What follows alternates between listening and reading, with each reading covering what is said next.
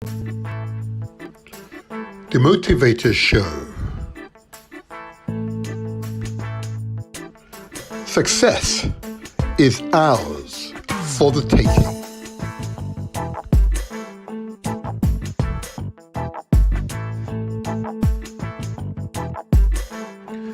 The African Cooperative Union.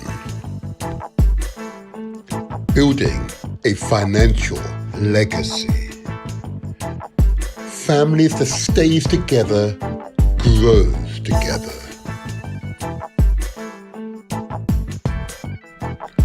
What is a cooperative? Cooperatives are people-centered enterprises owned, controlled, and run by and for their members to realize their common economic, social, and cultural needs and aspirations. Purchasing cooperatives. A business owned and managed by individual businesses that who together to purchase their inputs collectively.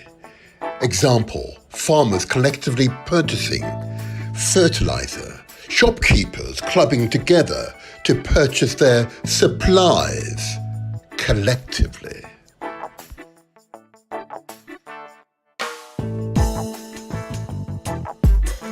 Marketing producer cooperatives.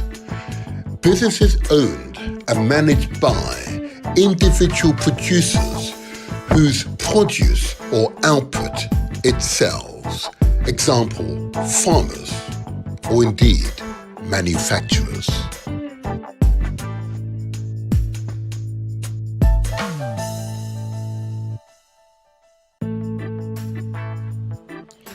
Supplier cooperatives.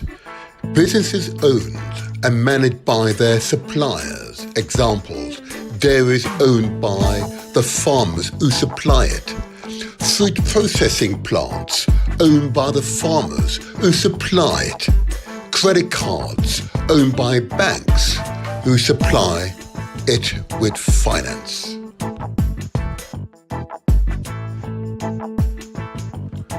Consumer cooperatives. Businesses owned and managed by their consumers. Example, shops, credit unions, housing associations.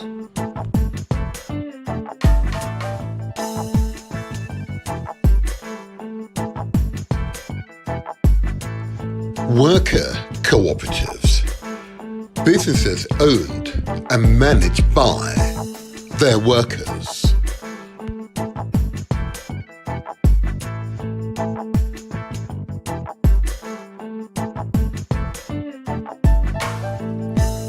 Multi-stakeholder cooperatives. Businesses owned and managed by more than one of its stakeholders.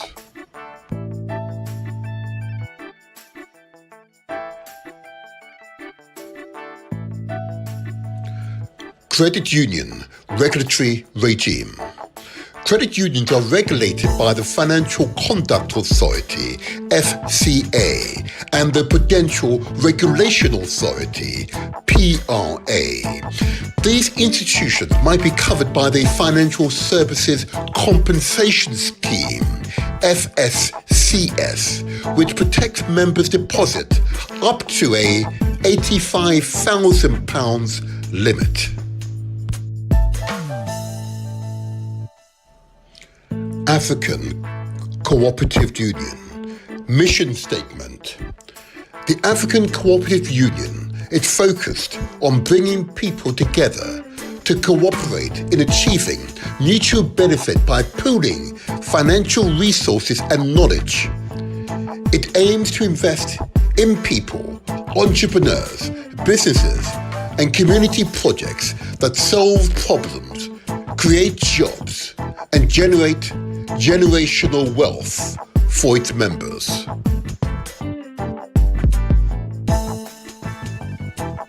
African Cooperative Union, UMOJA. Umoja stresses the importance of togetherness for the family and the community, which is reflected in the African proverb, I am because we are. Those powerful words inspire us every day. We believe that everyone in our community is responsible for one another, and that by working together, we will achieve great things. The Motivator Show. Success is ours for the taking. The internet's most inspirational podcast.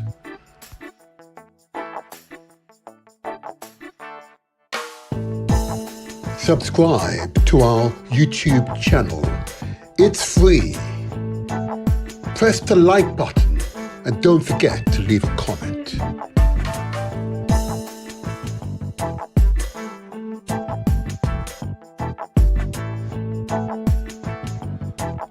Follow us on Facebook. Give us the thumbs up and share with your family and friends.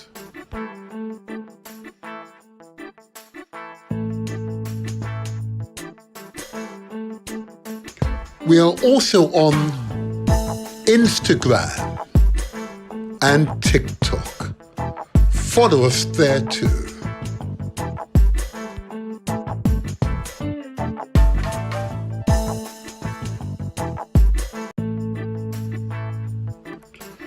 The Motivator Show.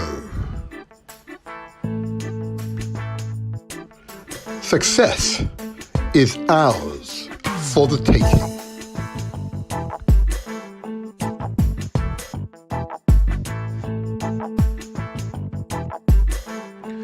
The African Cooperative Union. Building a financial legacy. Families that stays together, grows together.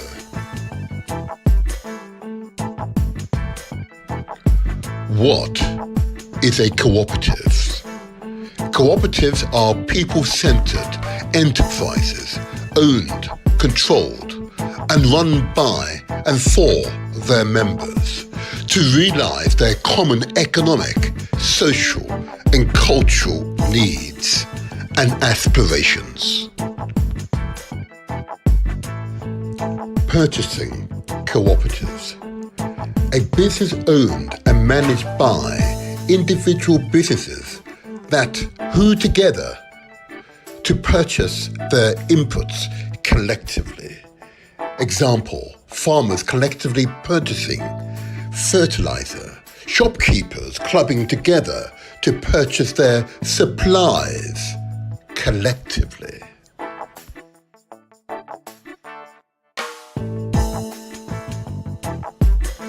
Marketing producer cooperatives. Businesses owned and managed by individual producers whose produce or output it sells. Example, farmers, or indeed manufacturers.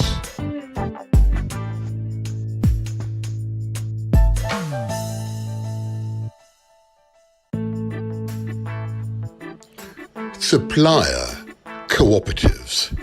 Businesses owned and managed by their suppliers. Examples, dairies owned by the farmers who supply it. Food processing plants owned by the farmers who supply it. Credit cards owned by banks who supply it with finance.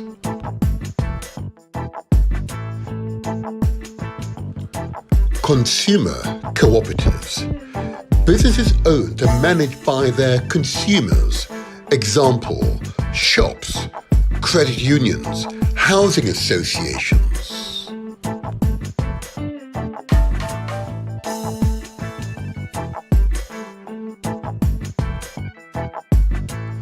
Worker cooperatives.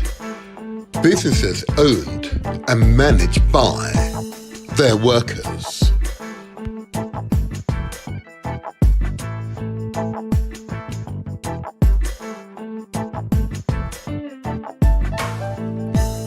multi-stakeholder cooperatives, businesses owned and managed by more than one of its stakeholders.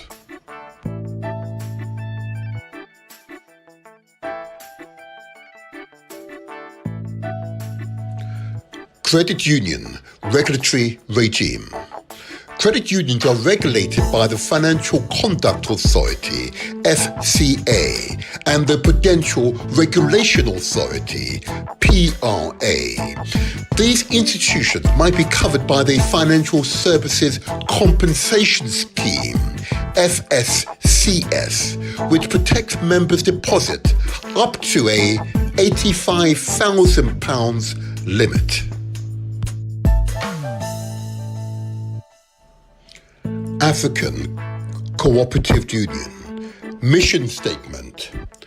The African Cooperative Union is focused on bringing people together to cooperate in achieving mutual benefit by pooling financial resources and knowledge. It aims to invest in people, entrepreneurs, businesses, and community projects that solve problems, create jobs, and generate generational wealth for its members.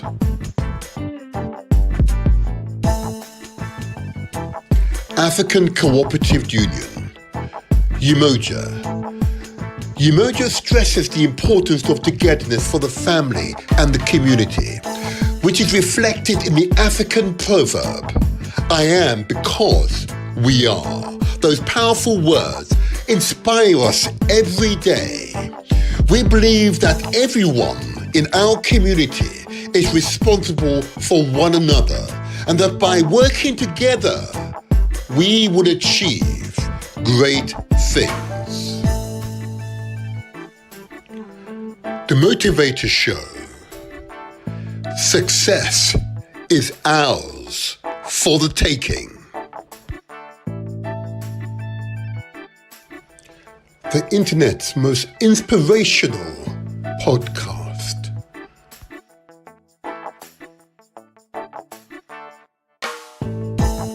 Subscribe to our YouTube channel. It's free. Press the like button and don't forget to leave a comment.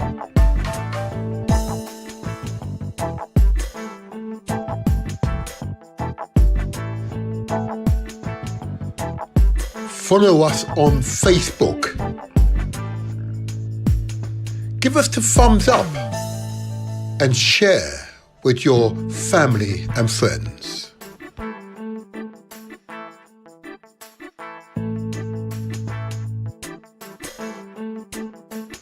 We are also on Instagram and TikTok. Follow us there too.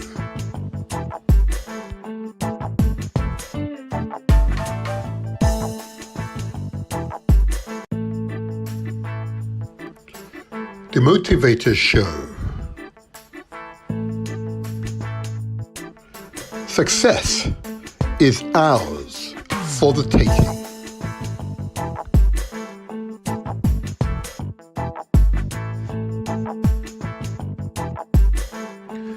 The African Cooperative Union. Building a financial legacy. Families that stays together, grows together.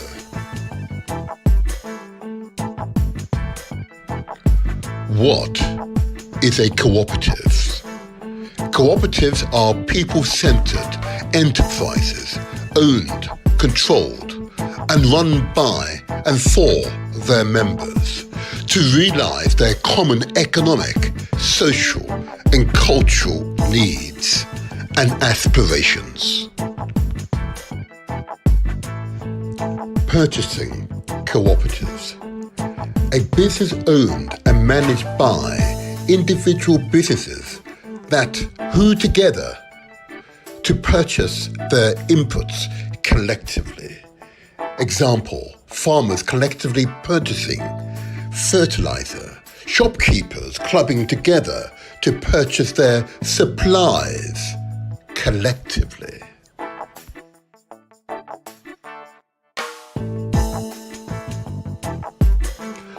marketing producer cooperatives. Businesses owned and managed by individual producers whose produce or output it sells. Example, farmers, or indeed manufacturers.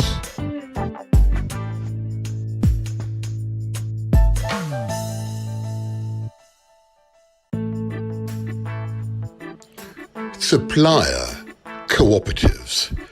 Businesses owned and managed by their suppliers. Examples, dairies owned by the farmers who supply it.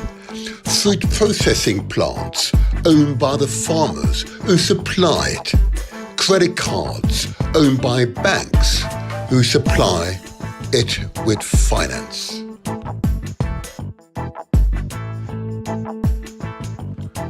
Consumer cooperatives. Businesses owned and managed by their consumers. Example, shops, credit unions, housing associations.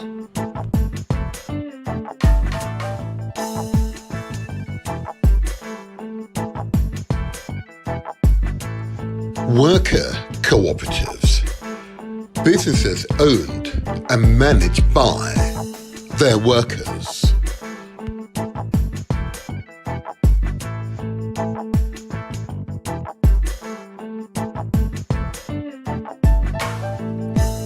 Multi-stakeholder cooperatives.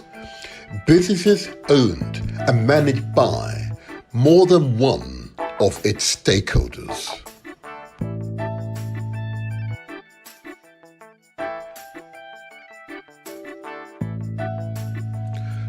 Credit union regulatory regime. Credit unions are regulated by the Financial Conduct Authority, FCA, and the Prudential Regulation Authority, PRA.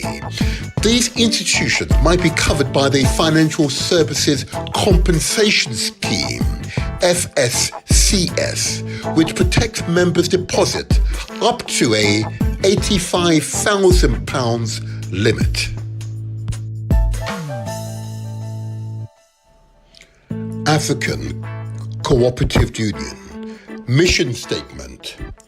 The African Cooperative Union is focused on bringing people together to cooperate in achieving mutual benefit by pooling financial resources and knowledge. It aims to invest in people, entrepreneurs, businesses, and community projects that solve problems, create jobs, and generate generational wealth for its members.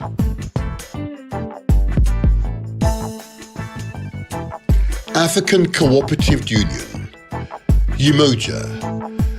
UMOJA stresses the importance of togetherness for the family and the community, which is reflected in the African proverb, I am because we are. Those powerful words inspire us every day. We believe that everyone in our community is responsible for one another, and that by working together, we will achieve great things. The Motivator Show. Success is ours for the taking. The internet's most inspirational podcast.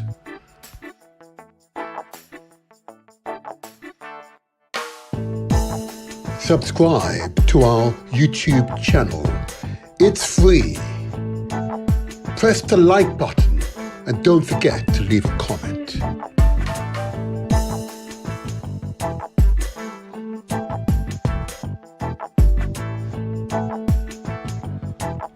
Follow us on Facebook.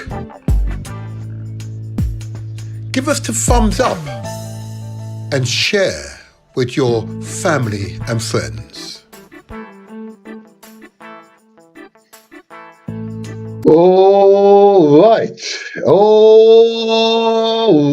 Let's take this out to stream, shall we?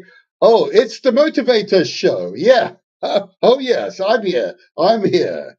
It's the Motivator Show. This is where we translate our words into action and where success, you know, is ours. For the taking. Yes, for the taking. For the taking. How are you feeling? Well, I'm feeling good. I hope you're feeling good. The motivator here, full of energy, full of vibe, full of positivity. Oh, yeah. Believe that. Believe that. Okay. We're going to have a fantastic show today, a fantastic podcast. You watch and listen to this space. Okay, let me make sure that all the technologies are working well. Yep, it's all looking good to me. So, first of all, before I begin, let's remind you how this show is being transmitted. Let me bring up the screen, shall we? Okay. So we're going live and direct. And those who are on YouTube will be well aware. We're on YouTube under The Motivator Show. We also go live and direct via Facebook, again under The Motivator Show banner. Okay, we're going live and direct via Instagram these days. Yes, Instagram. And that will be more soon. Don't you worry, it's coming. More is coming. We're coming live, going live via Mixcloud under the Motivator Show. And the excerpts, of course, are also displayed via TikTok. And thank you for the growing number of TikTok followers that we now have. Thank you for your support. Thank you for your support. This is going to be a truly stimulating experience. And you recall that last Saturday, last strong if you like, we had a fantastic experience of abundance. Wasn't Jose and Teresa an example of ordinary people behaving in extraordinary ways? That could be you. That could be you. Yeah, an outstanding symposium in Kingston, Jamaica, and the experience of abundance, connections of those of the diaspora through their genetic materials, the place, the region, the peoples that you hail from. Oh, yeah. Let's give a thumbs up to AfricanAncestry.com. There you are. Did you see those flyers? Did you see those? Oh, did you see the sparks? Yeah, AfricanAncestry.com. Well done. Well done. Well done. But what was quite clear that much came out of that symposium. And we're going to get them back again very, very soon. Okay? Because I'm sure you all agree we want to see trade directly between Africa and the Caribbean. I think you would agree. Yeah, trade. I think we'd all agree that we want to see airlines directly linking Africa to the Caribbean. Yes? Yeah, okay.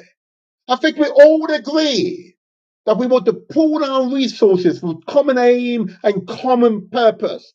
I think we would agree.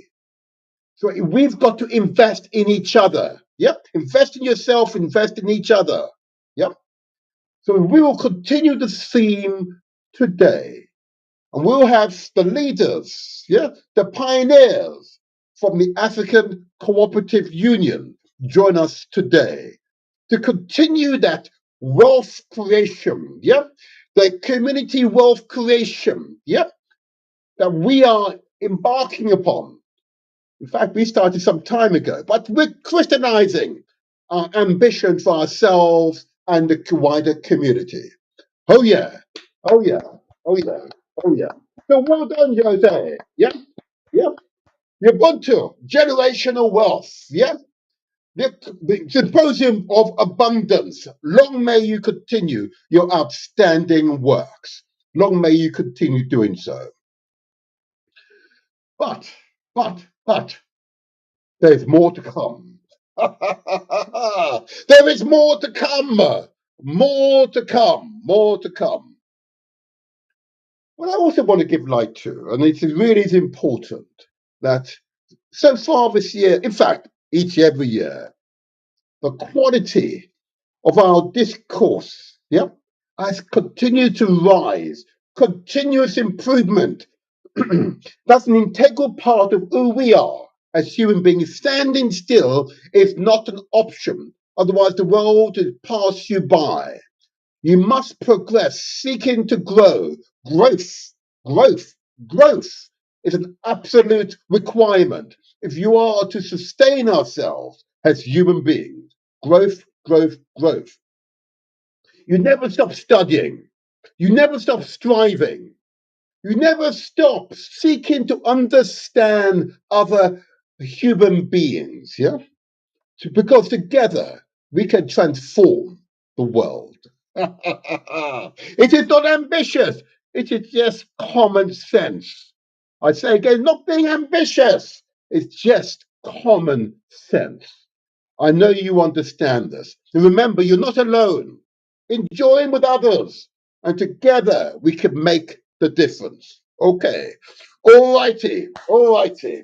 Now, what I want to do first of all, before I give any further announcement, is go into that section of the show which I know has saved lives. The section of the show in which we take direct responsibility for what we put into our bodies. Yeah? We take responsibility. It is crucial. Why? Many of you be aware, I'm an elected official. So I see the official figures, and they make for truly uncomfortable reading when he refers to people of African heritage, whether you're from the Caribbean, the continent, or indeed born here in Europe or Britain. Yeah? Your heritage is clear. And for this community, yeah, the figures make for uncomfortable reading. For that reason, I have an obligation to share messages with you that concerns your health, a general well-being. Mhm. You recall, only 2 strongs ago, I had an outstanding local councillor, Evelyn Akoto, yeah? A mother, a wife, a mother, yeah? She shares some of her experience going through maternity care here in Britain. There's some of her experience. But of course, there are experiences of many women from our community who've gone through maternity care and have to question the quality and the professionalism of some in our National Health Service. So as a result, because of her position, she's organised a commission to look at maternity services here in Britain, but particularly in the locality that we reside, here in London and Southwark, the Southwark Maternity Commission, which parties, both those who are new to service and those who are within the service, can give honest testimony of their experience. I commend the Southwark Maternity Commission to you. And let me bring it up on the screen, because it is pretty profound. Let me bring it up on the screen. There you go. So it is intended, of course, to hear from you, particularly people of Black, Asian, or from other minority ethnic background, white residents, particularly those on lower income, asylum seekers and refugees living in the London Borough of Southwark, and those living with long-term conditions or disabilities who've had contact with the maternity services here in Southwark and South London. Okay. Now, the next commission will speak directly to those who are frontline staff. They've been asked to come along to the next commission, which will be on Thursday, the 14th of March, from 5:30 to 8:30 at the Royal Oak Children's and Family Centre in Walton Road, and that's in London S for sugar, E7, E15, get that right, 3PD. Wharton Road, for those who are on audio only, is Worlton, Wharton Road, here in Peckham in southeast London, from 5:30 to 8:30. Okay, and if you wish to send in a request or further inquiries, you can use this telephone number 0207 525 1784. I repeat, 0207 525 1784. And there is an email address which is Maternity Commission, usual @ sign, then Southwark, SOUTHWARK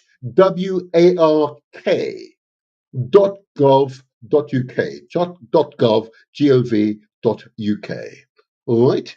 So I wish to encourage you, both women and men, because men have a voice in this as well, contribute to this dialogue. Okay. And from this dialogue, a report will be produced, an important report that will look at and provide recommendations to how we can continue to improve maternity services here in southeast London. I commend Southwark Maternity Commission to your good selves. Okay. Now, without further ado, let's get into that all important lifestyle messages. All important, all important. Because I know ample evidence that we have saved lives. I say again, we have saved lives. How have we saved lives? Because those of you who are watching, listening, yep, and then understood, I do this not for personal gain. There's no hubris involved here. If you are healthier, if you live longer, that is reward enough. Yes, yes, that is reward enough. You get it? You see the bright light behind me? Yes, that's what we want to see. That is reward enough. So let me begin by just bringing in the lifestyle messenger section of this. There we go. There we go. So I ask yes, you, to consider the amount of sugar and salt that you consume each day. Okay. Sugar we add to our diet because, particularly if you're from the Caribbean, when you're surrounded by sugar plantations still, yeah? Still major sugar producer in the Caribbean, yeah? Yeah, yeah. It's become an integral part of our cuisine. But there's ample evidence the overconsumption of sugar has had a detrimental, negative impact on our bodies and general health and well-being. And as a result, diabetes is an integral part of the general public health condition, particularly in the Caribbean, and most certainly here in Britain and here in the borough that I reside in Southwark, here in London, in Britain.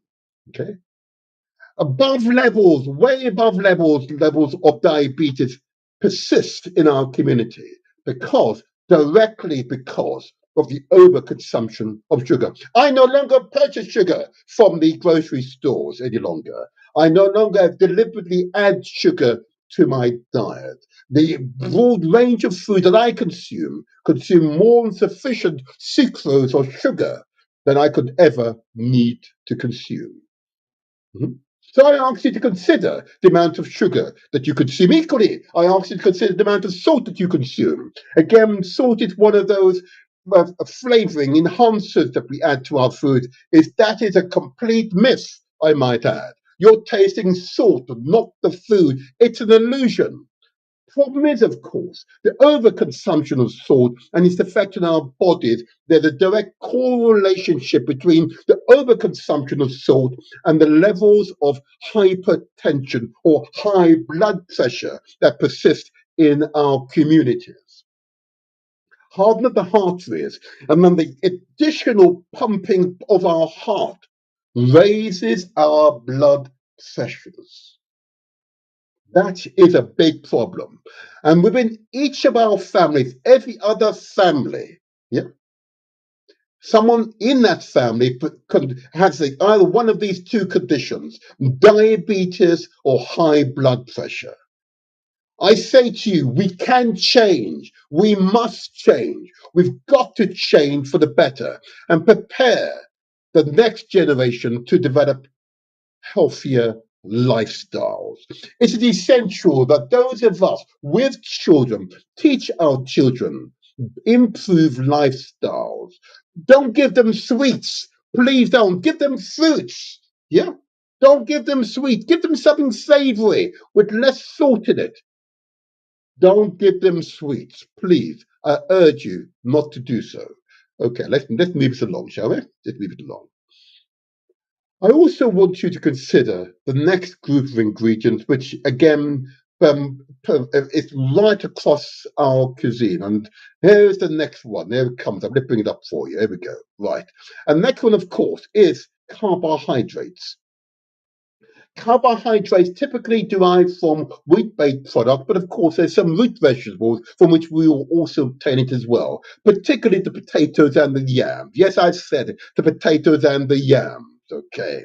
I know yams is one of those staple ingredients in many of our diets, but if that's what you've grown up with all your lives, it's most probably okay. The problem is where it's not, a feature of our diet that from which our bodies are truly accustomed. And therein lies the problem. Because the overconsumption of carbohydrate means our bodies believe that we're eating for a rainy day. And that rainy day never comes. Yeah? So what does it do? I'm going to come on to that in a moment. Because the impact is really quite obvious. But the overconsumption of carbohydrate is a problem. I'm told by the expert we should consume no more than a fistful of food per sitting. Yeah, a fistful. I know, I know. I'm going to get to that in a moment. I get it. I hear you. I hear you moaning already. I hear you. Next ingredient on our diet is, of course, fat. On the screen, you can see raw meat. This is lamb and I believe beef and steak. Yeah. Mhm. You can see the meat, but you can also see those white streaks, substantial part of what you perceive to be the meat. That white stuff is fat. Yeah, I've said it. It is fat. I'm going to say it again. It is fat. The overconsumption of fat is a big problem in our community. The overconsumption of fat is a big problem in our community. It is a big problem. You could see it, and you could see it, but we need to react to its presence. Okay? It is better to grill your meat, to let all this fat drain off, than to cook it in such a way that the fat becomes a part of the general flavoring background. It is difficult. It's a different style of cooking. I get it, I get it, I get it. Don't worry, I understand. The problem is, if you don't make the change, the fat you see on the screen ends up in your bodies. Yep. And the effect can and is quite profound. Okay. Because what happens on the inside of our bodies are not immediately obvious.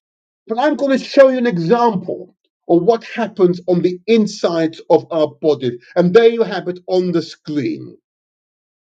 This is a partially blocked arteries. Yep, arteries supply blood to all your organs and the extremities of your body, your arms, your legs, your fingers, your toes, etc. If it's partially blocked, it's restricting blood flows. In other words, less blood, less oxygen, less nutrients can get to your extremities and your organs. What you see here, the blockage, is essentially from your food. Yep, the carbohydrate hardened. Yeah, we come on to starch in a moment. The fat hardened. Yeah, you can see this is the direct impact of our diet on our bodies. This is an example of what is happening on the inside of our bodies. And I fear far too many of members of our community, of our families, are ignoring the facts as they are presented to them. Okay. The last ingredient I want to give light to is starch. Starch, of course, you don't often hear discussed in other places, but it's prevalent in our diet. Why is it prevalent? It's prevalent because the overconsumption of rice in our communities is a problem. I'm going to say it again. The overconsumption of rice in our communities is a problem. It is a big problem. Why is it a problem? Because we eat too much of it. Yeah. And not only is it present in the rice, and if you're from the Caribbean, the rice and peas, like the Jamaicans crying now, yes, too much rice and peas. Hey, but you're from Africa, West Africa in particular, I get it. The jar of rice. I can hear the Ghanaians, hey, and the Ghanaians, and just at their Independence Day. Good to you, yes. Too much rice, too much yam. Yep, I hear the Nigerians now, they're wild, they're born now. Yes, too much. Too much. We eat too much of it. Yep. So our bodies become bloated. You see these so-called pretty cakes we love to give to children. Yep. Yep. We love to give to ourselves as treats, jam-packed full of starch. I ask you to consider the amount of starch that you're consuming each day. It is quite profound. It is quite profound. And I'm sorry, I've got to bring this message to you in this manner, but I've got to impress upon you the effect. And here on the screens, many of you can see the effect. You see the effect on our bodies. You see the lady and gentleman here with the bloated shoulders, the bloated chest, the bloated abdomens, the bloated thighs, yes, and the bloated buttocks or bottoms in polite company. Yeah, you see the example, the direct causal link between what you eat and the impact it has on your bodies and general health and well-being. Yeah, general health and well-being. The experts recommend we should eat far more fruits and vegetables, particularly these types of vegetables. You can see the cucumber, you see the beetroot, you see the melons, the grapes, you see the noriega, you see the pumpkin seeds, yeah? You see the avocados, the oranges, the sweet corn, you see the lemons, the tomatoes, you see the celery. Yes, this is what our bodies crave. Our bodies crave for this because it can convert it into blood, into flesh, into brain, into our organs, into that which we are as human beings. This is the food that our bodies crave. Untainted, raw food of this type is what our bodies most crave. Not all processed food, which we are presented to often in the shops. Yeah, see the beautiful food there. Yeah, you see the celery there. Oh my gosh, see the nut, the almond. Yep. Yes, you see the walnuts. Yep. Yes, you see the paprika. Oh my God, look at the wonderful pears. I'm getting hungry just watching this. This is the food our bodies most crave. I commend this food to you. You can see it on the screen. That is what our bodies most crave. And of course, many of you be aware that we're more than 70% water. It's essential that we consume the right amount of water per day, depending on your height and your mass. But clearly, between 2 to 3 liters of water is what is recommended by the expert. The food I've just presented are all jam-packed full of water. But where you need a top-up, you see the gentleman, young lady drinking their water. Ensure you are appropriately hydrated. It's an essential part of who we are as human beings. Being properly hydrated enables your bodies to function well. But all this doesn't matter if you're not doing the following. If you're not exercising. Exercising is life. Yeah? Exercising is life. Health is wealth. Exercising is life. You see a young lady with her weights pushing them up and down. The mature gentleman with headphones in, he's running in my local park. You never know. It could be my local park. I've just been running in my local park. See a young lady running up and down the stairs. I can show you running up and down those stairs. You do 15, 20 of those running up and down those stairs, and trust me, you'll be exercised. You see the young man bulging his muscles doing those press-ups, yeah? This is what our bodies crave. Exercise to the right amount, the right degree, to enable you to live a much longer, healthier, disease-free, illness-free life.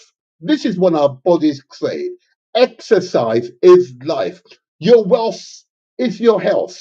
Yeah, exercise is life. All this pales into significance if you forget your mental and spiritual health.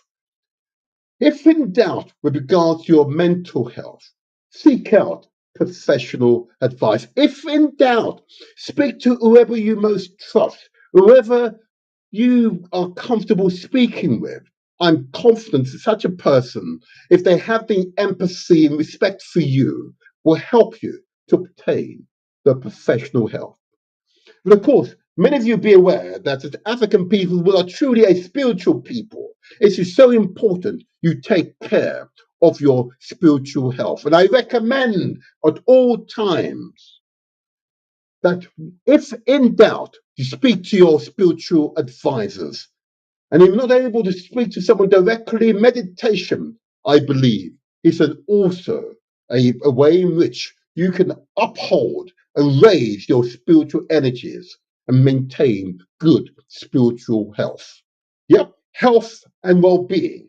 That's the theme of this part of the show. And we know we have the evidence, the personal testimonials of those who have listened and viewed these podcasts and have responded in a positive ways. Yes, let's translate these words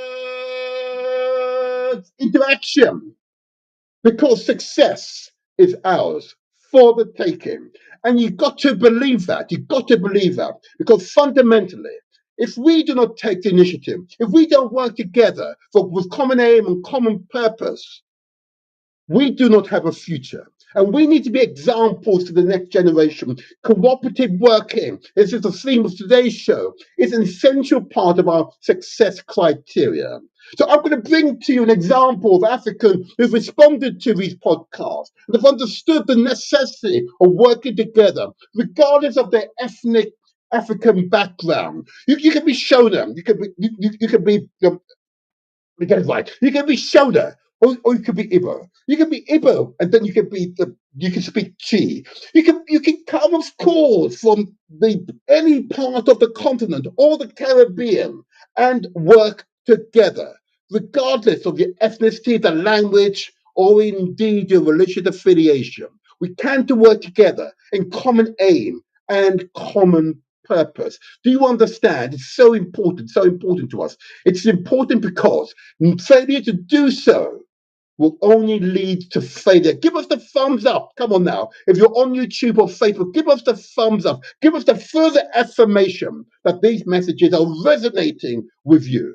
But I'm going to give you an example now of an organization by the name of Countdown, African from right across the continent, here in Britain and Europe and the Caribbean and beyond, who've come together in common aim and common purpose. This is what we need to do together. Yeah. Cheese. Famous. Hello, hello, hello, hello, hello, hello, hello. Power. Power. Power. Power. Power.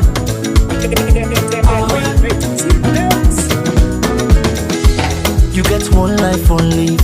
Me self get one life on leave. Why we no go use am gladdy and enjoy the time. Palava no dey finish. Time me no dey wait nobody.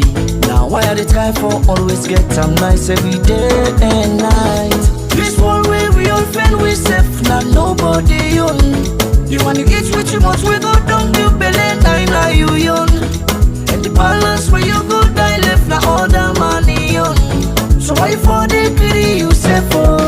Now the motor car where you let buy am. If you see finance where you collect bill am oh. You meet up woman where you let yanam.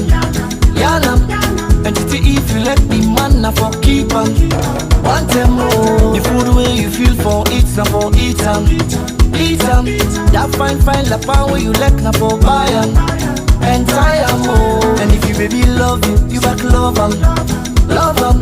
But if you love them all now you na for left am. Want them more. Cause nobody know waiting tomorrow old. So every day of my life till I'm old, I fast in enjoyment stay go. Now for land for care for yourself. Nobody love you past your own self. All man they fed for himself. Oh. Now why I know they allowed with the other man they can't take me peace away. Away, me joy away. Away, me smile away. Away, oh no make nobody take you peace away. Away, me joy away. Away, me smile away. Away, oh no Every day. I see they hustle, they work for the pay. They like na boku on a small you cage. Land for the loose body 110. No to money, no to gentry. No money make motor man and brother. As long as you get waiting, you they eat. Land for the loose body 110.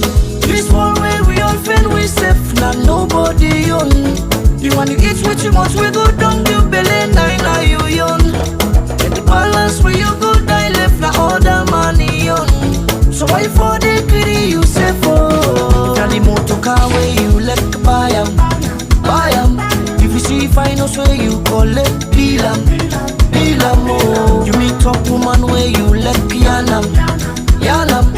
And if you let the man na for keep am. Want them more. The food where you feel for eat na for eat am. That fine lapa where you like na for buy am. And tie am more. And if you baby love you back love am. But if you love them all now you na for left am. Want them more. Cause nobody know waiting tomorrow old.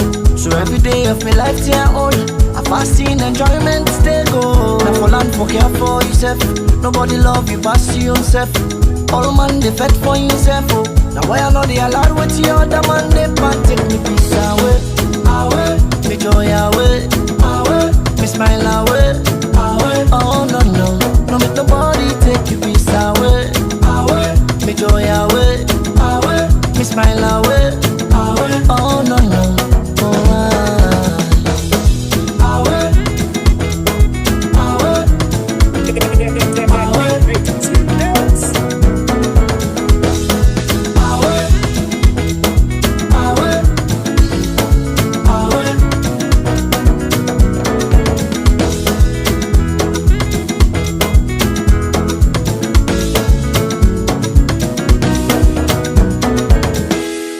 Oh, fantastic, huh? Pool their resources. Didn't require government funding. Just pool their resources, understanding their health is their wealth. Exercise together, give each other encouragement to stay fit and healthy. That's the way forward. That is most certainly the way forward. Okay, now then, let's get now into the next scene of the show. Okay, at around 8:45, we can expect our guest to arrive. But in lieu of my guest arriving, I want to just highlight a few other factors which I think will come to play. First of all, I understand that there may be some problem with those of you who are typically listening via galaxyfui.net. I believe there's some technical difficulties, which I'm sure the engineers are on that particular case. But that's all right. Okay, that's all right. If you want to contact this studio and you're using either Facebook or YouTube, okay, the chat facility is open. The chat facility is open. You can communicate directly with the studio via the chat facility throughout the show, just so you understand. So if you wish to talk to us, all your questions, put them to us via the chat facility, via YouTube or Facebook. So just so you know. But I also just want to, before I get to the main theme of today's show, and you all understand why these shows happen. These shows happen because we want to encourage members of the communities, yeah, not simply to sit there passively, okay, and let the world go by. That we are active participants shaping the direction of our lives the community's lives, indeed society's life. We can all make the difference, but you have to work together. Individuals can make an impression. Ultimately, it is us working together that will make the greatest impression. So before I bring in my main guest, what I want to do is just give light to a number of events that are going to take place. First of all, many of you will recall that I've referred often to the series of masterclasses being hosted by that remarkable African man by the name of Dr. Carlton Brown. Okay, and his many colleagues. Okay, and his colleagues came here a few strongs ago to give light to the series of masterclasses. The first of the masterclasses will take place on April the 10th in Manchester, then followed by April the 18th in Birmingham, followed by April 19th in Bristol, and lastly, not least, May the 3rd here in London. The tickets are just £49, but yet you'll be exposed to an entire day of the highest caliber of business entrepreneurship consultancy that money could possibly buy. And for £49, I can assure you that is incredibly cheap. Incredibly cheap. But he's doing this because he understands to invest in the communities, ultimately to invest in himself. To invest in the communities, ultimately to invest in himself. He recognizes the importance of investing in the community. And he's been supported by some big corporations. Big corporations are supporting the Entrepreneurs Conference Business Masterclass for 2024. Yeah, they are supporting us, ensuring they understand. We're promoting entrepreneurship in the African or Black communities here in Britain. It's good for business and it's good for our community. So if you wish to obtain a ticket, go to Eventbrite, okay? Entrepreneurs Conference Business Masterclass 2024, okay? Put that in Eventbrite and you'll find them there. I commend the business masterclasses to you all. They will be an outstanding experience, okay? I also want to give light, and of course, I will always do this, give light to that wonderful organization. And why do I like them? Because these are Africans coming together in common aim and common purpose. The National Association of Black Supplementary Schools, after schools, and other academic and cultural facilities, wholly financed by our community, us taking control and preparing the next generation in only way that we can. No one else can. It's our responsibility. We finance these facilities right across Britain. It is essential.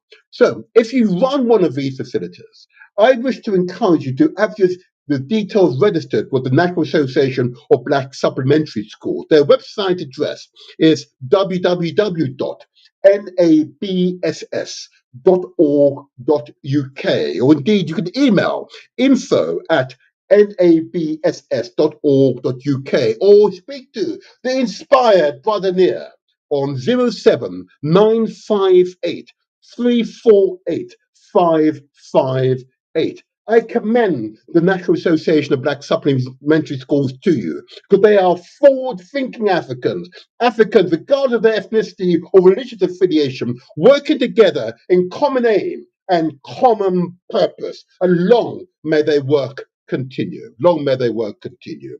Wow. Such inspired groups of people. And lastly, before I bring in my guest, I just want to give a big shout out. I have not mentioned her for too strong, curiously. And that's, of course, Ndidi Ishiwa. Okay. And she's, of course, alongside Tony Nyandi, a part of the NINAS organization. Now, why am I giving light to this? Clearly, Nigeria is an incredibly important country to the entire African world. We want Nigeria to be successful in whatever configuration Nigerians decide for themselves. Okay, currently, despite the fact it's amongst the largest countries from population-wise across the continent, okay, it's still riddled with internal social pressures. Okay, Nigerians outside of Nigeria are amongst the most brightest, forward-thinking, imaginative, determined people I have ever encountered. Yeah, absolutely, absolutely. The challenge, of course, is to use that talent for the benefit of Nigeria. So NINAS, of course, is an organization dedicated to the review of the Nigerian constitution, the reconfiguration, if that's what's appropriate, of Nigeria. I support such an initiative because whatever is needed, like all organizations, constant review and internal restructuring is an integral part towards success. Yep. Reshape and renewal, reshape and renewal. So, if you wish to be a part of the forward thinking Niners organization, I commend them to you. So, you can go to their website at Ninas, or indeed Voice, NINAS, Voice, VOICE.org. And indeed, you go there, and that's where you'll find all the information you need on this wonderful organization. You can, of course, email them at info@ninasvoice.org. Ninasvoice.org. Okay, info@ninasvoice.org. And lastly, you can phone direct. I put plus 234, depending on where you are in the world, 912-1551. There you are. I commend that organization to you. And long may their works continue and lead to peace and prosperity for all Nigerians. Peace and prosperity for all Nigerians will mean peace and prosperity for many of us across the African world, whether it be across the continent, here in Europe, Britain, or indeed the Caribbean or United States of America. It will mean peace and prosperity for us all. That's how important Nigeria is to us all. There you are. Thumbs up for you. Thumbs up. Please give us the thumbs up. There you go. The thumbs up. Got it. Now, let's get to the business of today. First of all, see if I can bring in my guest. Let's see if the technology works. Let's see if I can get the technology to work. Oh, it worked. Oh my gosh, there you are. It worked. And we see a rather handsome young man. Good morning, Taj. Good morning. Can you hear us? Good morning. The motivators in the building. I hope you can hear us loud and clear. Wonderful. You're speaking very softly this morning, huh? Am I? Energy. I'm trying to keep the volume. I'm not too sure. This is the thing with technology. I don't know whether I can knock up the volume a little bit, or maybe I just got to project a little bit. No, that's fine. I've made the adjustments now, and all is looking good at this end. Excellent. How are you this fine morning? I am very good. I'm very good. It's a beautiful day. We give thanks. Every day you wake up is a blessing. Yes. So we're looking forward to the next 24. But right now I'm feeling really good. I'm happy to be on your show. It's been a hot minute since I last appeared. So yes. I'm feeling fabulous. I hope the same with you. Oh, without a shadow of a doubt. I'm feeling full of energy. And you've had that early morning jog, right? Oh, rather. You can't understand how vigorous I feel now. Oh my gosh. I always feel so vigorous. But it's always a pleasure to come here in the studio and now to have these positive interactions. I know there are many who've been waiting to have you back from the African Cooperative Union. Okay, I've had a series of wealth creators organizations on the show these past few months. Okay, but it's been too long. I've not had the African Cooperative Union because it actually started with yourselves. First organization I had on the show was, of course, the Honourable and Learned Brother Akram. Okay, yes. You must extend our regards to him. Good. Indeed. Good. But let me begin, if I may, because there's a lot I want to get through today, and you may want to sort of clarify some other pointers for us as well. First of all, but for those who do not know the origins of the African Cooperative Union, can you just give us some backdrop of why do you exist? What is the genesis of this organization? I love that question. And as you were asking the question, the word that popped into my mind is need. Yes. There has always been a need for an institution, an organization such as the African Cooperative Union. when the original founders of this organization, and I don't think much has changed in the last, say, 10 years since the inception of the ACU, is it came out of need. Yes. So when you look at, on a lot of metrics, when you look at the Black community as a whole, we seem to be way behind on a lot of metrics, economically, financially, socially, psychologically. There's a lot of metrics that when you put them out, we're way behind the curve relative to other communities. There's loads of things that as a community we need to be providing for the youngsters, creating jobs, creating opportunities, being able to finance entrepreneurs, startups. But most of the time, we don't seem to be in that position to be able to do that. So the founders, X amount of years ago, a serendipitous moment with one of the core key founders, which is Brother Akram, who's Stanford Dyer. We wish him well where he is at the moment, because he's going through a bit of a health situation. But he was on a radio station, and a discussion had ensued around the need of our organization to be able to become self-sufficient. And the presenter at the time pretty much put it to him, well, quit with the talking, go and create something. And he, being the person he is, and I have the maximum respect for this brother, took on the challenge, and set the ball in motion, went out, started to campaign, find people who were like-minded people. So I think at the beginning of the ACU, the African Cooperative Union, there was about 33 people initially started, but then it whittled down to 9 core people that pushed it along. But he was like the main instigator, but there was like probably like 9 founders, and obviously there's been other people who've come along. So it's come out of a need to be able to provide a community with some of the things that we need, financially, economically, socially, from a health standpoint, being able to become self-sufficient. You make a really powerful point there, and I was thinking about how you describing the need, okay, then followed by the action, okay, but of course, the fundamental theme of the podcast that we translate words into action, okay? Because ultimately success, which is very much in the mind, is ours for the taking. Yeah. Oh yeah.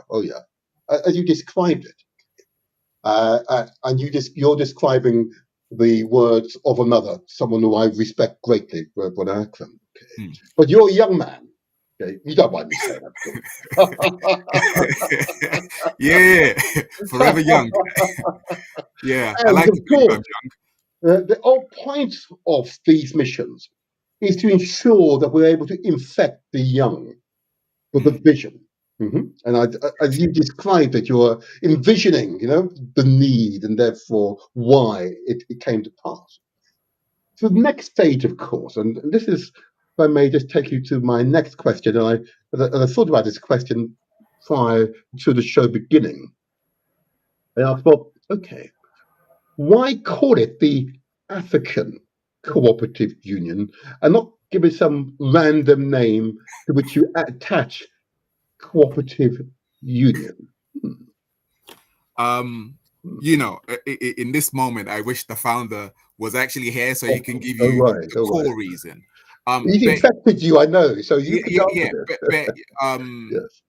I probably answer it maybe 2 ways or maybe 1 way. I sometimes go off on tangents. But African Cooperative Union, it's a union, right? So unity, bringing people together. Then you have the other part, the African, which is we're all Africans. We're all descendants of African people. So African cooperation, umoja, bringing people together to, because I am, so for therefore you are, we are, so to speak. Yes. So just bringing people together. So if you look at the names itself, it's African descendants, cooperative, cooperate, collective economics, group economics, everybody cooperating, and then union, unity, we unite, right? I'm going to divert slightly. I was listening to a video by a lovely lady, very inspirational. I like to call her a distant mentor of mine, Dr. Arikana. Oh, yes. And she was there was a video I watched where she was talking about what the Jewish people did post 1945 or post the Holocaust. They got together, they united, and the other ingredient is they realized that Uniting is one thing, pooling your resources to get ahead of the curve is another. So it's literally the same thing. I mean, nobody's reinventing the wheel, really. But African Cooperative Union, if you string those three words together, take them out independently, they all have reasons why we're called the African Cooperative Union. Collective economics, unity, and then African descendants. Because we're all Africans when it's all said and done.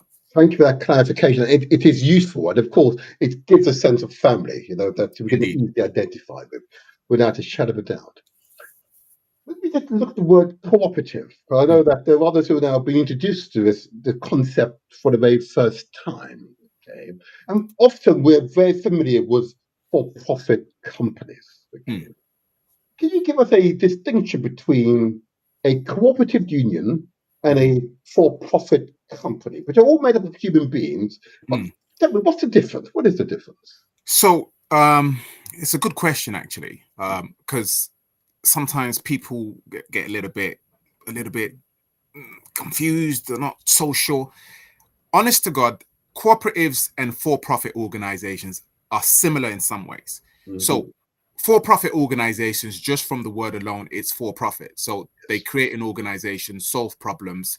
But what you tend to have with these types of institutions for-profit is you have a board that makes all the decisions on behalf of the shareholders of the organization, right or wrong, good or bad. The board meets, it might be a group of 10, 20, 50, 5, 2, whatever, but the board meets and they make all the decisions that drives that organization forward for profit, mostly, right? Now, when you look at a cooperative, it's literally the same thing.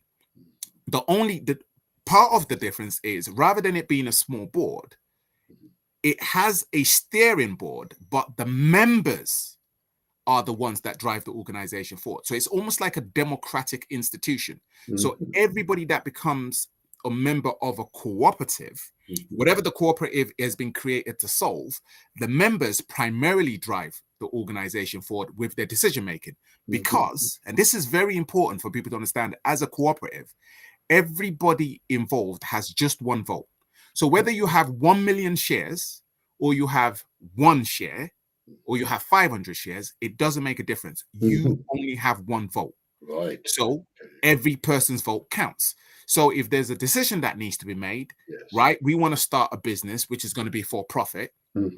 Members can say, yes, we like this business, and everybody votes. If the majority say yes, you proceed. If the majority say no, we don't. So members have a hands-on, integral part of the direction the organization is going, the cooperative, which is what we're discussing. So that would be one of the fundamental differences between a for-profit, where you have a small board making all the decisions, whereas with a cooperative, you have a steering board which directs things, but the members are the ones that actually make the decision. Gotcha. That's an important distinction, and it's important for viewers and listeners to get a good sense of as well. What I'm going to do is just put on the screen just an example of the different types of cooperatives that I've had the opportunity to look at. Let me just think back just slightly. So you've described the cooperative in terms of internal organization and how they operate, and it's run for their members to realize their common social, economic, and cultural needs and aspirations. A good summary, okay? And I've thought about this as I was preparing for this podcast and how you would describe it, and I like the way you describe. But of course, there are different types of cooperatives. Yeah, and so I brought up on the screen one example of the purchasing cooperatives, which is, of course, a business owned and managed by individual businesses who together to purchase their inputs collectively, and it could be farmers collectively purchasing fertilizers, or shopkeepers coming together to purchase supplies. Very true. Yeah, okay. That's a form of cooperative that the overall African Cooperative Union could oversee, for example. Yeah, but I come across many shopkeepers who say they're too small when they go to the wholesaler, that the price is slightly higher because they're so small. But 10 shops of similar type from our community going to the same wholesaler, buying in bulk, whereas a cooperative guided by the African Cooperative Union could have a direct economic impact. Very true. There you go. There you go. I wanted to point it out whilst you were present, because those who are listening and are seeking to aspire, okay, and got to understand only way forward is to work cooperatively. And I would assert join the African Cooperative Union. Okay, Indeed. that's what I would assert. That's what I would assert. I would bring another example, if I may, Taj, just for you to understand this one. Or a marketing or producer cooperative, no one for you. You tell me about this one. This is where business owned and managed by individual producers whose produce or output it sells. In other words, you could have farmers, Hmm. Yep. or indeed manufacturers here in the UK who've come together, okay, and use a front company to actually sell their products or produce. Another Indeed. example of a cooperative, I think you would acknowledge as well. Of course. Of Yes. course. I mean, that definitely gives, you know, when you have a producer cooperative, Mm-hmm. it gives the producers, in this example, say farmers, leverage. Mm-hmm. So, you know, when you're dealing with different market elements, Mm-hmm. right, it could be anywhere from controlling the price, Mm-hmm. right? So, let's say cocoa, for example. Yes. You don't want for it to make business sense to the farmers. It Yes. might be that when they do their harvest, they need to sell it at a minimum of, say, 50 pounds per kilo, for Yes. example. Yes. When you have a producer cooperative or farmer cooperative, Mm-hmm. once you all come together, Mm-hmm. everybody's working from the same hymn sheet, right? From the same Right. page. So it's all collective. So you can then dictate the price. Mm-hmm. Whereas if you're working individually, well, the purchasers can pick you off, you know, oh, he's desperate, so we're going to pay him 30, right? Right. He's desperate, we're going to pay him 25. But when Mm-hmm. you've come together as a cooperative, you have that unity, brings about power, Yes. strength, Say that influence. again, Todd. Say that again. Yeah. Unity, what? What's it do?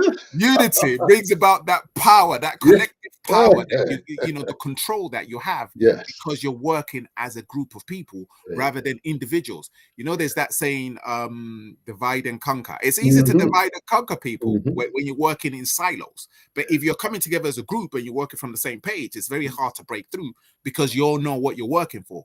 You know, you put aside individual differences Mm-hmm. and you work from a group standpoint. What benefits the collective? Yes. Powerful stuff.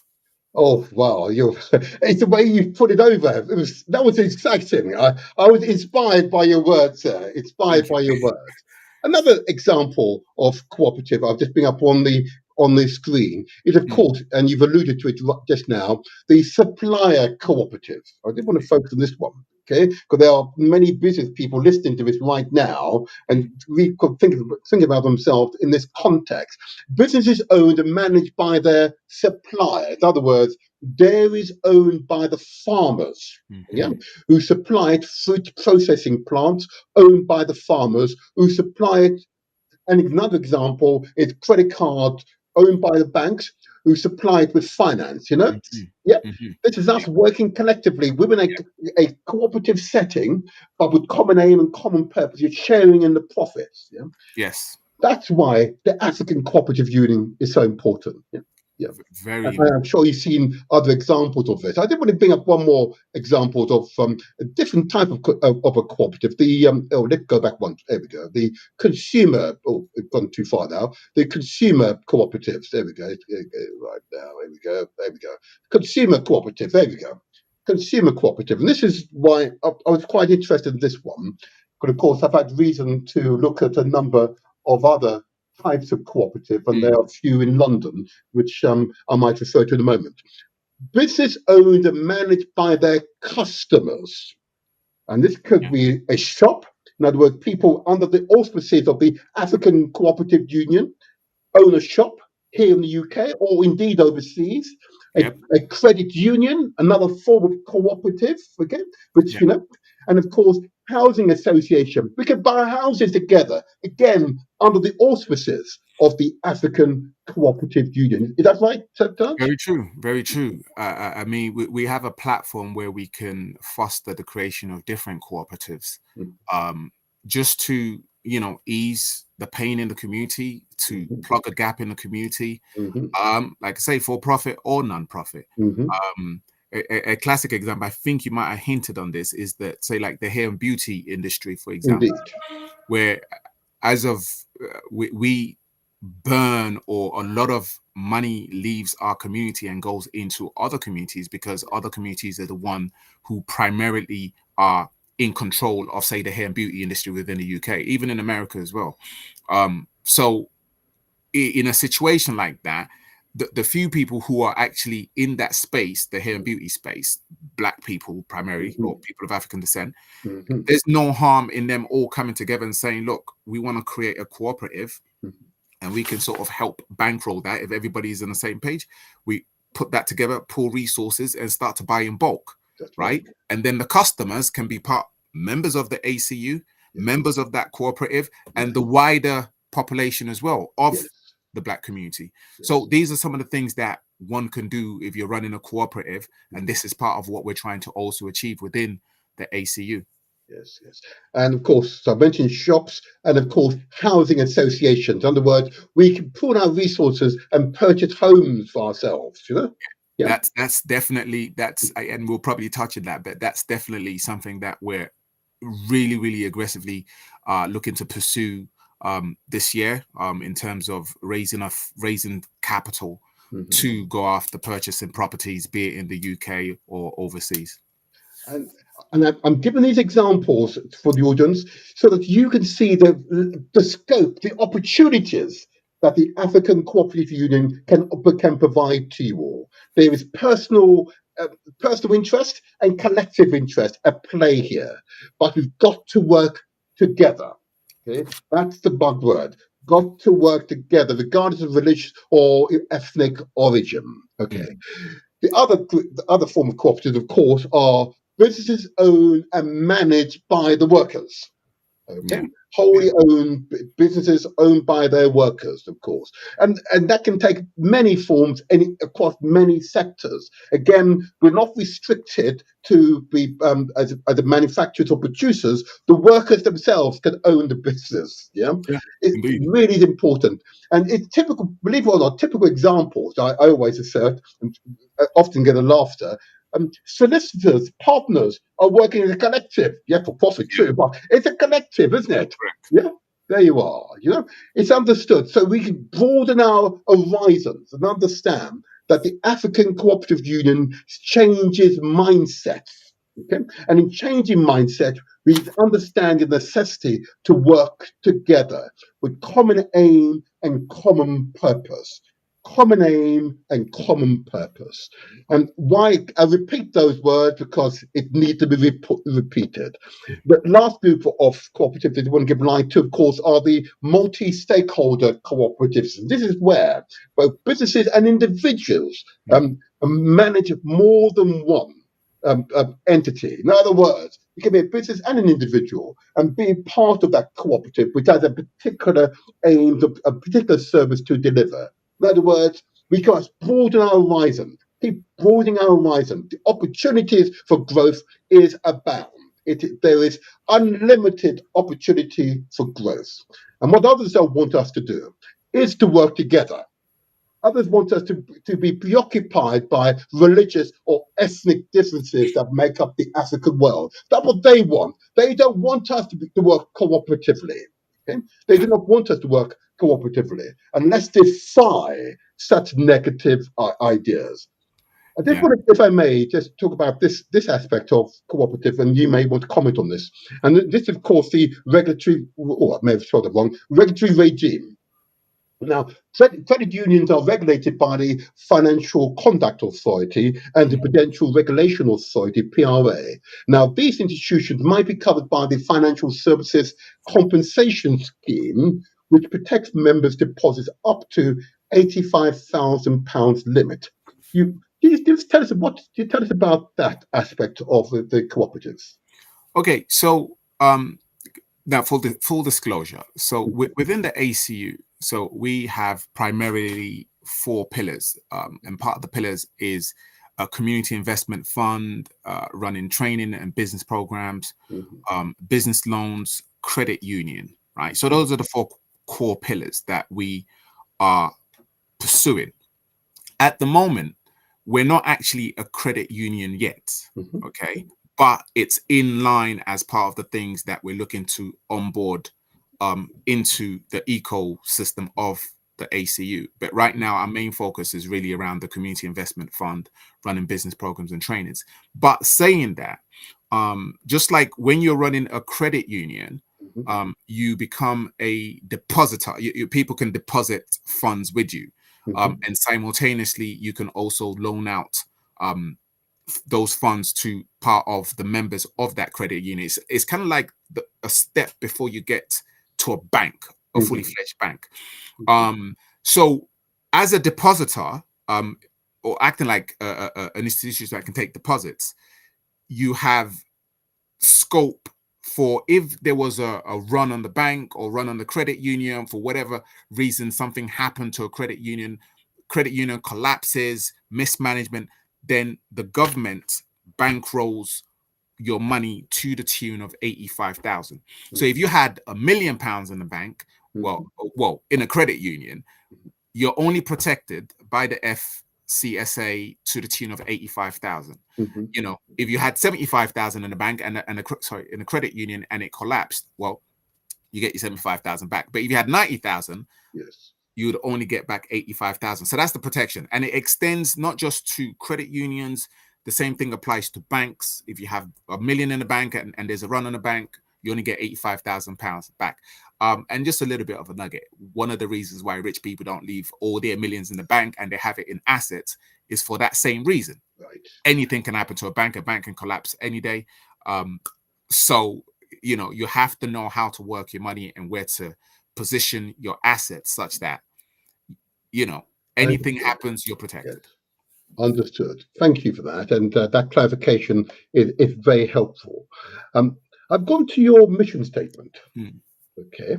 And I'm just going to read it out, and you might just want to tell us a little more about your mission statement as an organization. The African Cooperative Union, it's focused on bringing people together to cooperate in achieving mutual benefit by pooling financial resources and knowledge. It aims to invest in people, entrepreneurs, businesses, and community projects that solve problems, create jobs, generate generational wealth for its members. Tell us more about your mission statement. I think it's a fantastic mission statement. Yeah. I mean, it's just as it states on the screen. It's primarily bringing our people together. It's almost like there needs to be this rude awakening of our people to realize that there's strength in numbers. You know, because when we come together, we can move mountains, really. And it just feels like I said, when the founders started the organization, it was out of a need. And that out of a need to bring our people together to realize that you're £1, he's £5, he's £100, her £20, her £2,000. When we all collectively pull that together, and it's not just financial, we're also talking about knowledge here. Because people know and have expertise in different areas. But when we pull these resources together, you become unstoppable. The things you can achieve out of this world, you can move faster. Problems can be solved quicker. Wealth can be created faster. And we all know we need to increase the wealth. I mean, we are a rich people. Sometimes I think we're just blinded, or through history or whatever, we've just been blinded to the fact that, and some of us know that. Sometimes we have these, we wake up all of a sudden, like, man, we set trends. We have, you know, innovators, scientists. We have the brains. We have the brains. So for us, I think it's just the case of how do we awaken our people to realize faster that you don't have to have £1 million for us to get to where we need to get to. But if we come together, your knowledge, your time, your capacity, his resources, her resources, and we bring it together, we can make things happen. We can create the community we want, right? The Africa that we want, the Caribbean we want, right? Instead of all these outsiders that just come in and they're like parasites, and all they've been doing is feeding off of us, and we're not eating and getting full. You know, some of us are, don't get me wrong. But yeah, so the whole idea is for us to just pool our resources, knowledge and finances and whatever else and push us in the direction we need to go, right? Well said. Well said. And thank you for that beautifully described ambition. As ambition which is being realized, I might add. Uh, I'm conscious that I'm speaking often to a sort of British, European, and Caribbean audience. I want to speak now to the continent, if I may. Okay. But before doing that, I want to get some idea and your knowledge of, is there a difference between a cooperative here, for example, here in Britain, and a cooperative operating across the African continent? Well, if there are there differences, and if so, are you able to highlight a few of those differences in terms of their operational features? I would honestly say, I mean, I haven't personally been involved in a cooperative on the continent, but from the broad understanding of cooperatives, it's literally the same. Okay. You know, the major difference between a cooperative over here and a cooperative over there could be the services. What is the problem they're trying to solve? But cooperatives are created to basically solve for similar reasons, out of a need to solve a problem. Yes. You know, you have the worker cooperative. So like in Kenya, you have I think it's called SACCOS, which is Cooperative Savings and Credit Association. Quite a big one. Yes. To the tune of about 5 billion. And what they're doing, they're just offering financial services in terms of people being able to save, take loans, and so on. And you have other cooperatives that could be, you know, farmers coming together. But generally speaking, it's pretty much cooperatives anywhere in the world are created out of people wanting to come together to solve a problem or achieve a need, out of a need to solve a problem in the community. So there's no big difference. It's just the workings, the internal workings might be a little bit different, and what problem they're trying to solve might be different, you know. So, but generally speaking, it's pretty much the same runnings. Good. There's a continuity, in other words. I know, for example, in Nigeria, they've got more than 4,000 agricultural cooperatives, for example, and significant numbers right across every country across the continent. You know, it's amazing stats I'm able to put up. But I want to get involved in the stats. I want to really focus on the people. Okay, and African cooperative unions. Okay, you talked about investment earlier on, and I recognise the 4 pillars. Okay, can you give me examples of investment you have made that you think it would be useful for the audience to appreciate in terms of the opportunities and the security that's built into those opportunities if they were making deposits to realise that ambition? Yeah. So I started off by saying that with a cooperative, it's pretty much driven by its members. Yes. So from a standpoint of investments, we're still in what I'd like to call early stages. We recently deployed capital into a bakery and a food packaging business.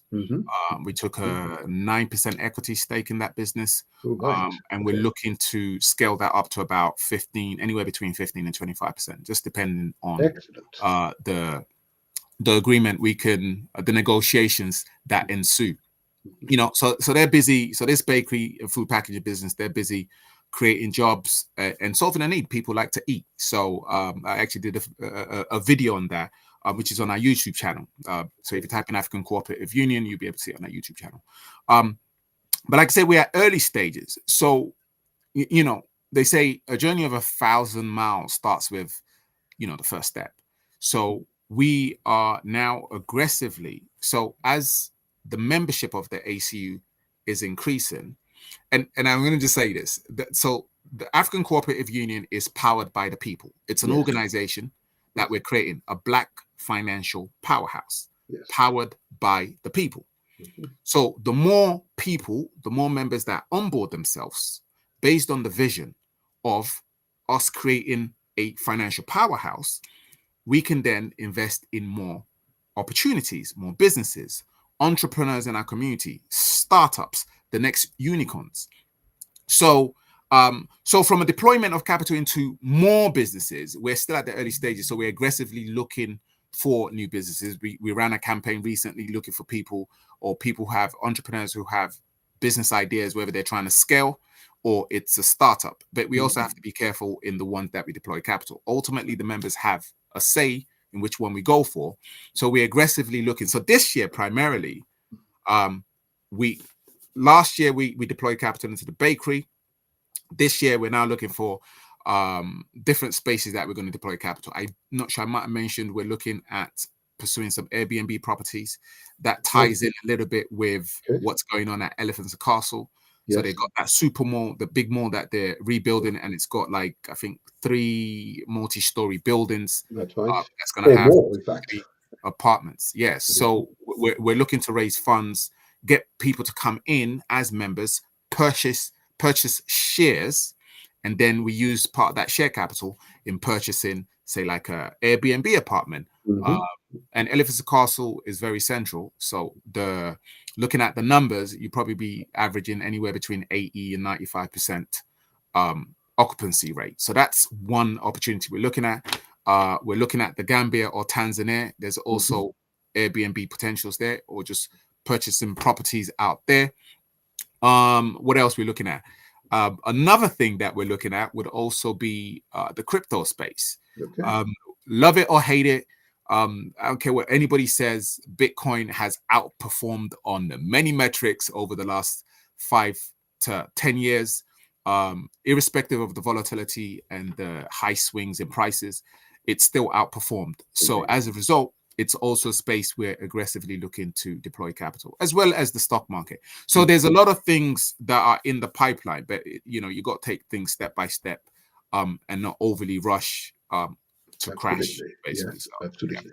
Well said. Well said. I've just put up on the screen, of course, the principle that underwrites the African Cooperative Union, and you've spoken of it now, Umoja. Umoja stresses the importance of togetherness for the family and the community, which is reflected in the African proverb, "I am because we are." Those powerful words inspire us every day. We believe that everyone in our community is responsible for one another, and that by working together, we will achieve great things. And you, Taj, have described great things. Long may that continue. Yes. Long may that continue. That's what I say. It's very important. Oh, and I like those. Yeah, I like that background there. I like that. Oh yeah. I mean, take the other stuff off. There we go. Now it's quite important for people to understand that I am because we are. I am. I don't know. It just seems like there's a lot of talk in our community. Yes. And I'm constantly trying to speak to different people and just sort of enlighten them to the fact that it's so important, especially now that we're moving into a period of AI. Things are changing rapidly, and we still haven't got our act together from a stand. There's too much individualism going on. Individualism. It's too much. I'm always preaching this on the radio show, and I'm always saying that there's a place for individual economics. For sure, you got to do your own thing, but there has to be a place for collective economics.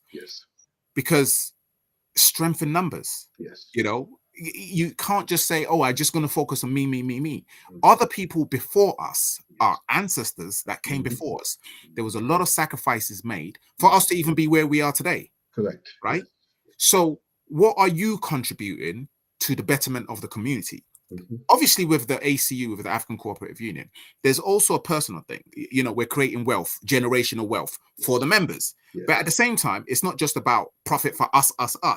We have to be thinking about what legacies can we leave? What can we put into the community? I was at a meeting on Tuesday where we were talking about buying a community building where we can organize events.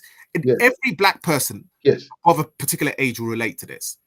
Every time you want to have a birthday party, a wedding, a celebration of some sort, and we have to hire a hall, 9 out of 10 times we have to go to people from other communities, pay them 10,000, 20,000, 50,000 to hire the hall, right? And that money just goes out of our community. Why can't we buy a building, right? And we own it, and then you become a shareholder. So when people are paying that 20,000, that 30,000, you're getting dividends. That's the whole idea. As a cooperative, you get dividends, you get paid. Yes. So for your own fun. I was at a party last year. It was an all-white party. I was so furious. I was like, this party cost, I was there as well. Yeah. This party cost about £25 for the ticket, right? It was all white.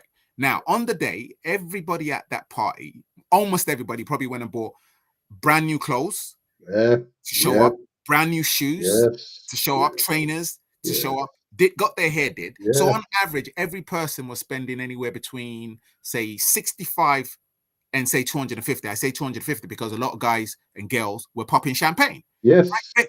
When I did the head count, I was like, this is money that's just gone out. We want to all act like we're bosses, but we're bosses of nothing because we don't own nothing, right?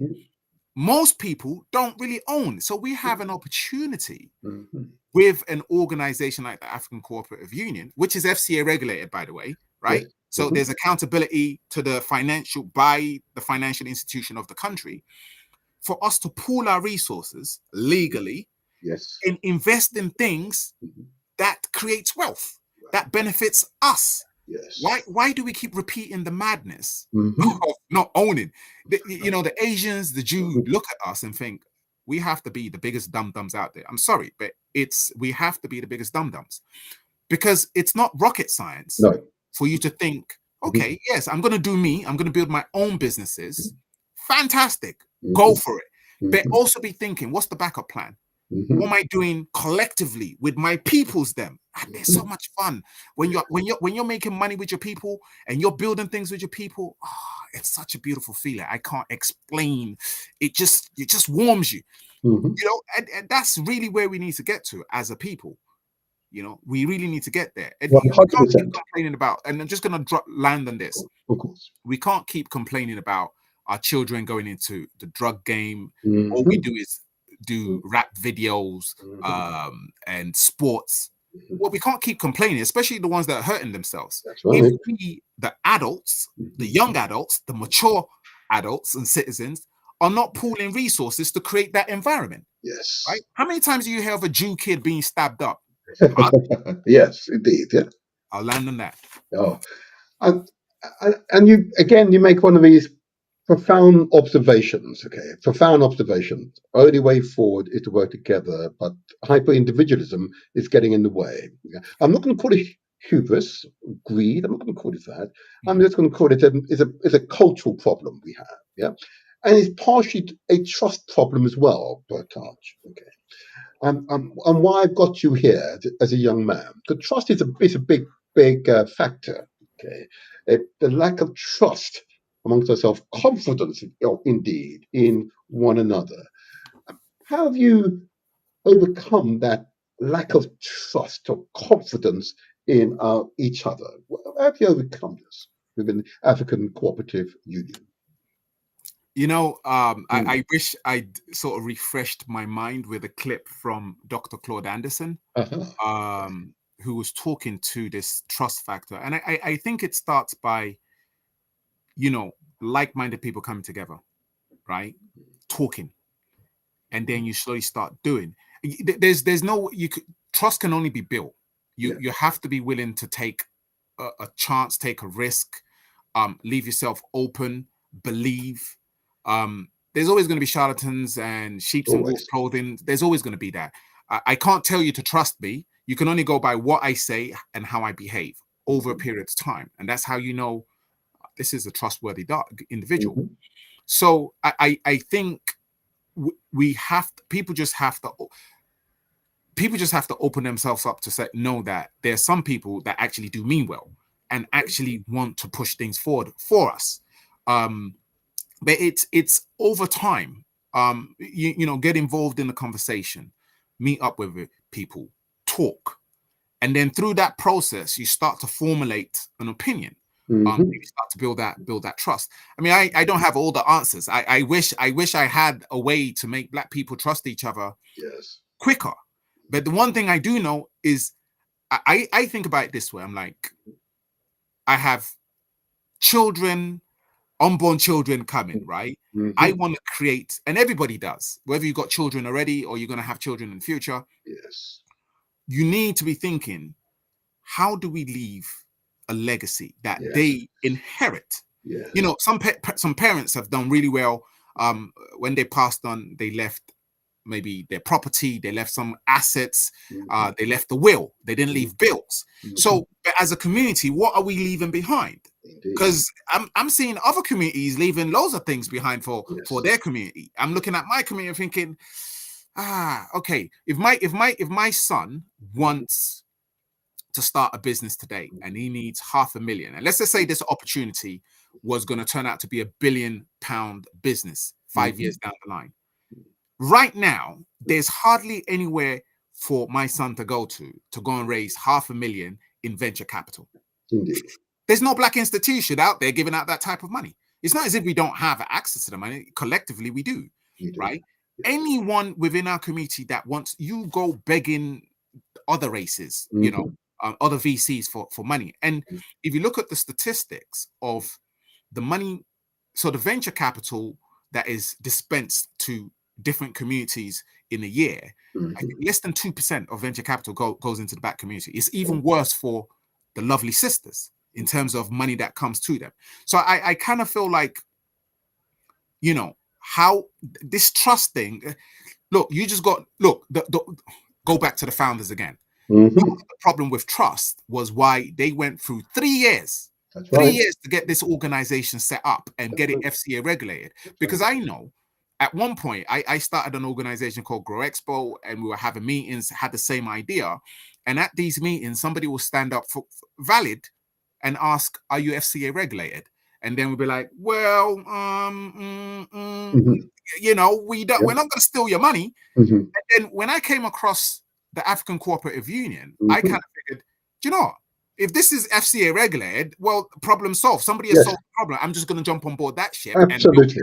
Yes. You know, which is how I found myself with the ACU. So this trust thing, we're doing everything. Look, the cooperative is an open book. That's another thing they thought about. The founders. Thank you for saying this. Big up to them. It is an open book. Once you're a member, you have access to see everything, where the money is being spent, how it's being spent, and you're part of the decision makers of where we spend the money. So it's not as if we can spend the money and hide it. Nah, it's an open book. Members can come knocking and say, look, I want you to show me or send me. Like we just had, we're having our AGM on the 18th, Monday the 18th. Anybody's actually invited. You come down, come hear how we spent the money over the last year, what we're doing, what we're planning to do. It's an open book, all in trying to facilitate building trust. Perfect. So perfect. I'm not going to embarrass you right now. But I'm going to show you something. And this video that you took actually is in my political ward. Okay, the ward that I represent. I'm elected councillor since 2006. Okay, and I was surprised when I came across this video and you were center stage.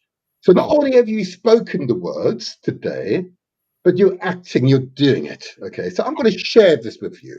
Here we go. I'm going to play it now. Here, listen up. Okay. I typically get this question. So what is it you're doing? ACU African Cooperative Union. The volume. So the audio. Maybe it's playing well. Something that I'm working on right now, which is trying to raise it. That's what shows that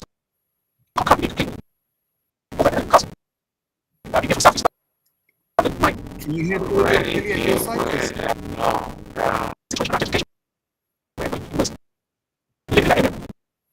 on my side, the audio is not coming.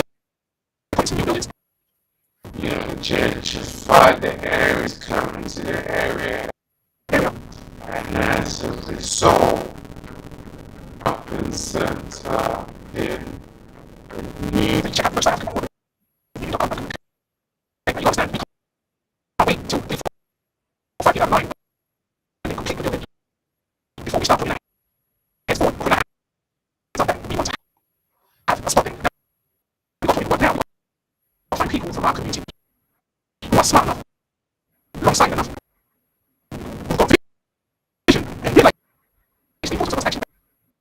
Capital now, so that's the least.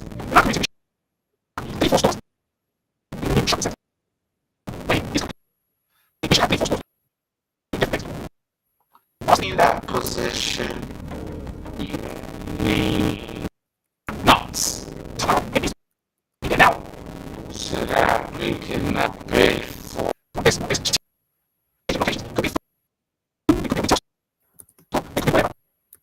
But we need a footprint in that shop. We is our account.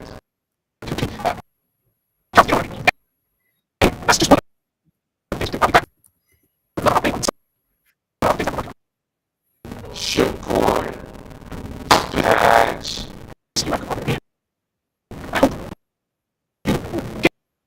Down with the program, gonna start the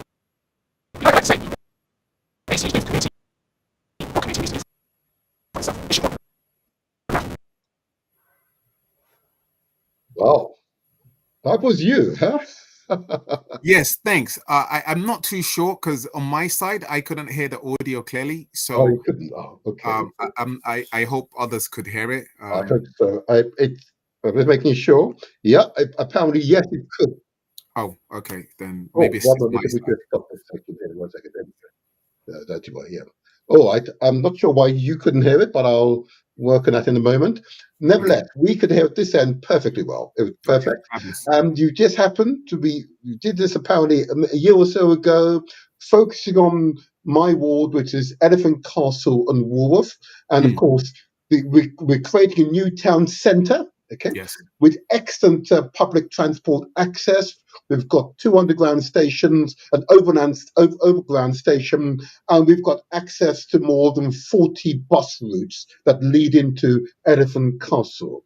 It is a major junction point where it's easily accessible by shoppers, by workers, and of course those who want to invest. So I want to commend the investment that's going into my ward. It will create enormous numbers of job opportunity, wealth creation opportunities, and absolutely the African community needs to be there. Needs to be there. So I welcome that video, and if I'd known you did it almost time ago, you and I would have been talking much sooner, without a shadow of a doubt. Because in addition to representing that ward, I'm also a cabinet member with responsibility for jobs, businesses, and skills, and town centres like Elephant Castle. So Wow. it's my role to encourage, particularly Black people, African peoples, to both in terms of their wealth creation, in other words, get into businesses, and of course to find career opportunities as a result of this inward investment. Now, we've got a call on the line. I haven't officially opened the line, but it's here anyway. I'll take this caller with number ending 5881. Good morning. Can you hear us all right? Good morning, caller. Can you hear us all right? Good morning. Can I give your name, please? I hope they haven't gone all shy. 1 second. We're not hearing you very well at the moment. Keep talking. Can you just give us your name? Say again.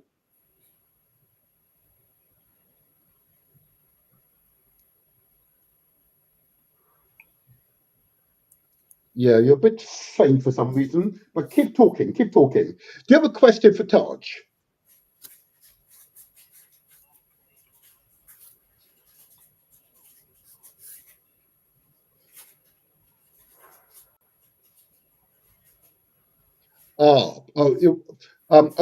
You can of course find us on YouTube. Yep. Well, forgive me. This show is on YouTube. GalaxyFui.net is not on YouTube. I know they're having some technical difficulties. Yes, yes. Keep trying. I know I've sent messages this morning to them. They will resolve the problem soon. I'm sure.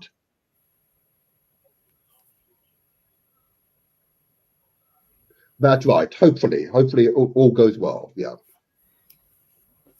All right, Amy. Okay, that's not a problem. Thank you. Thank you. All right. It was a young man anyway, but right, that's okay. We are nearing the end. Sure. You mentioned the meeting, your AGM, Yes. and of course, it also be useful to explain to listeners and viewers how they can join the ACU. Yeah. Two things I'm going to actually mention. It's a good thing you flagged this because I was getting excited with everything else I was saying. So one is the fact that we have a financial symposium coming up Saturday, the 23rd of March. So that the whole idea of a financial symposium is we're inviting some credible guests down to talk about finances. It's going to be a fun day, education. We're going to have lots of food, going to be merry, going to enjoy. We're going to come together as a family. And we're also going to share, more information on the ACU, where we're going, what we've done, so on and so forth. So that's on the 23rd of March. I'm just trying to glance at the location now. It's over in Pollard's Hill. It's Pollard's Hill Youth Center, CR4 1LT. Can I ask you, whilst you're doing that, are you able to put the details on the chat? Got the YouTube chat. If you just put the details there, then we can then disseminate that information. So that's one. So Okay. that symposium. I can put that. But with regards to the symposium, but you asked a good question around how do people become members of the African Cooperative Union? It's very important. All your lovely guests, hopefully they've been inspired. You're going to go and do your due diligence, read up on the website. So the first starting place is for you to go to our website. Now, it's important to note that African in African Cooperative Union is spelt with a K. So it's African with a K. Yes. AfricanCooperativeUnion.com.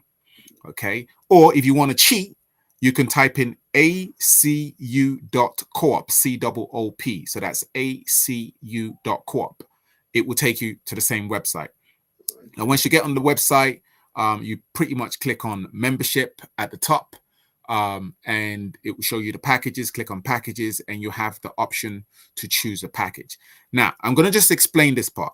So to become a member, remember you are buying shares. You're not just donating. This is not a donation campaign. This is a share buying campaign where you own shares in an organization and you get paid dividends. So when we invest in different organizations, we generate profit, you get paid dividends. So what we've also done is we've made the process of buying shares easier because everybody is in a different place financially. So some people might want to pay monthly in terms of acquiring their shares. So you might come in at £11.75 a month, £25 a month, £50 a month, £100 a month, and you're acquiring shares, maybe one share a month, a quarter of a share a month. You can decide. So you can either pay monthly in acquiring your shares. The other way you can do it is you buy a lump sum. So when I got my mother involved in the ACU, she said, I don't want to do monthly payments. I just want to buy a lump sum. So she said, okay, I'm going to pick up 10 shares in the ACU and I pay my membership fee of £35. So she paid £535.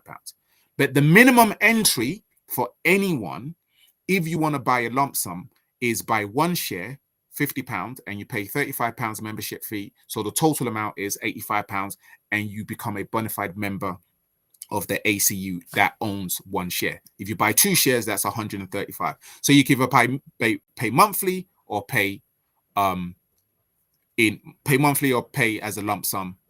We like to call it pay as you go. So on the website, you could go choose whatever package makes sense. What I'm going to do, if I may, just to help matters along, because people are very visual, I'm going to bring up your website, okay? Fantastic. And hopefully make matters easier for you as you're explaining your Beautiful. details here. I'll just bring it up. Can you see that all right? Yeah. Yes, That's yes, the front beautiful. page. I'll go to the membership section, which you're Yeah, referring to now.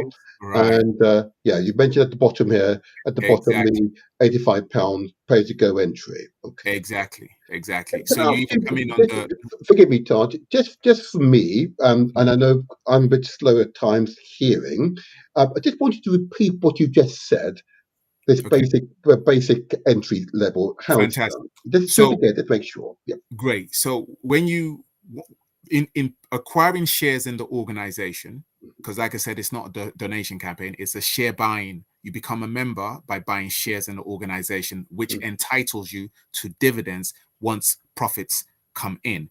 So you can come in and you can decide that, well, I want to pay monthly in acquiring my shares.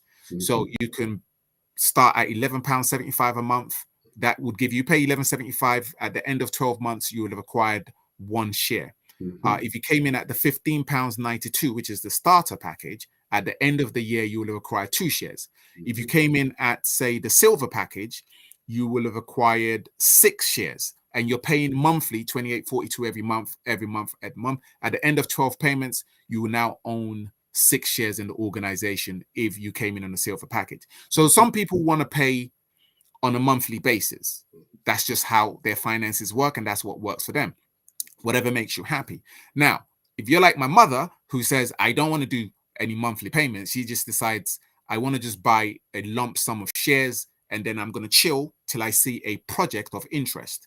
Then you can do the bottom 3. You can buy one share, which will cost you £85, which is £50 for the share, and £35, which is your yearly membership fee. You know, the organization has to run itself, so there's a membership fee of £35 on a yearly basis. So you pay £85. If you want the 285, it just basically means you're buying 5 shares as a lump, 5 shares, and then you pay your £35 membership fee. Hence, you have 285. And last but not the least, you can buy 10 shares. Now, I must also stress, if, for example, you wanted to buy 100 shares in one lump sum, it is possible. It's not a problem. If you wanted to buy, say, so we have 1, 5, and 10. If you wanted to buy, say, 12 shares as a lump sum, it is also possible. It's just a case of letting us know, and then we can arrange how you make that payment via the platform. So whichever way, wherever you want to come in, we can pretty much accommodate. And like I say, if you're coming on a pay-as-you-go monthly purchasing, then the regime is pretty much the first 6 packages that you see there, and the bottom 3 would be the pay-as-you-go in what? Yeah, pay-as-you-go. It's called pay-as-you-go because it's a lump sum, because you can buy it as and when you want, and just increase your share ownership. And you spoke about shares at the beginning, that when you're voting, you only have one vote. Is that right? Correct. Is that related to shares or not? Yes, correct. So whether you purchased 100 shares or you only have one share in the organization, when it comes to decisions being made by the cooperative, and the cooperative is owned by its members, everybody has one vote. So it doesn't matter whether you have 50 shares or you only have one share. When we're voting, provided you're a paid up member, as in you've paid your £35 for the year and you own a share, you get to vote on decisions. So it doesn't matter that you have 50 or you have 1. Everybody only gets 1 vote. And that's the beauty of a cooperative. Nobody is I have the most shares, so I have the biggest say. It doesn't work that way. It works like that in other types of organizations or businesses, but in a cooperative setting, Right. only 1 vote per person. Excellent, and that's the egalitarian aspect of it. Yep, I get it now. You can have many shares, but one vote. Right. Exactly. Gotcha. Excellent, and of course, you mentioned earlier on, it's an open book for all members, so you can see all the finances at on demand if they so wish. That's right. That's right. Anytime if a member wants information on where we are, we provide. It's open book, transparent. It's owned by the members. So if the member wants to see the books, you're more than welcome to see the books. Okay. Now, in terms of you've described the packages, does one simply go onto the website and sign up? Is that right? Yes. So you Right. you, Okay. you click on the package. You click on the package. It says register. You complete the form, name, email, telephone number. Let me bring back up again, Complete shall I? Yeah, yes. bring it up just for the. So that you worked. question I is don't know hanging on my if it's phone, possible. so If you click on any of those packages, right. sign up. I think it says. Then it takes you to a form, right. And then from that form, let's say, hopefully it works. Oh, should I? Should I do it Yeah, live? you can. It doesn't matter. It will work. It's okay. Let's try. Let's see. And you just complete your name, there you email. are. Got it. Yep. Yeah. Put in your name, your email, put in a username, password, and then you just scroll down to the bottom and click register. And then that takes you to the payment gateway. You make a payment, and then after your payment, you get 2 emails. You have to verify your email by clicking on the link. Right. Once you click that, then you upload your proof of ID and proof of address, because we have to remain compliant. Yes. That's part of the FCA rules. And then once you do that, the Secretariat will reach out to you confirming your purchase, how many shares you're buying or what package you've purchased. Right. And then you're in the fold, you're in the movement. Then you come to meetings, ask questions, make suggestions. And even ultimately, we're also looking for people to join the executive board, the executive team. Because this is a very big endeavor that we're embarking on. We have literally 8 to 9 executive members that are directing the affairs of the organization. It's a lot of work. So we're looking for more people to come on board. We need people in events. If you got expertise in events, if you have expertise in marketing, if you're like really good at admin stuff, PR, I mean, tech, we need people to basically push this along. So if you know anyone, if you have that expertise, come join the family, come join it. Let's push this thing forward and make a big success. And yes, there's scope for shares. We're going to deploy, give all, because nobody's being paid at the moment. So we're going to, there's shares in the workings for people who come on board at the appropriate time. Brilliant. And again, mentioned earlier, but for those who've recently joined the stream, the live stream, the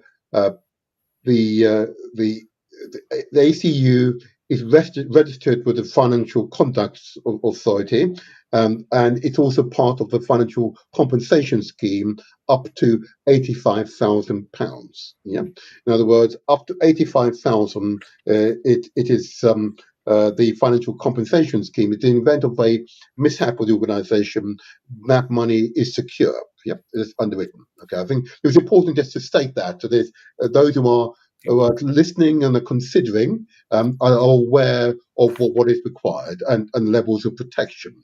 But the fact that it's open book, it's easily accessible, means that the question of confidence and trust no longer comes into play. This is a professional organisation. Indeed. Yep. Indeed. Okay. Good. All right. I think we're all now up to the end now. Then, what is your closing words for us, Taj? What's your closing word, Chairman of the ACU? What is your closing word for us? Closing words. I wasn't expecting closing words, but look, for me, I suppose the time for talk is over. Talk is cheap. I personally don't have time for people who just want to talk, moan, complain.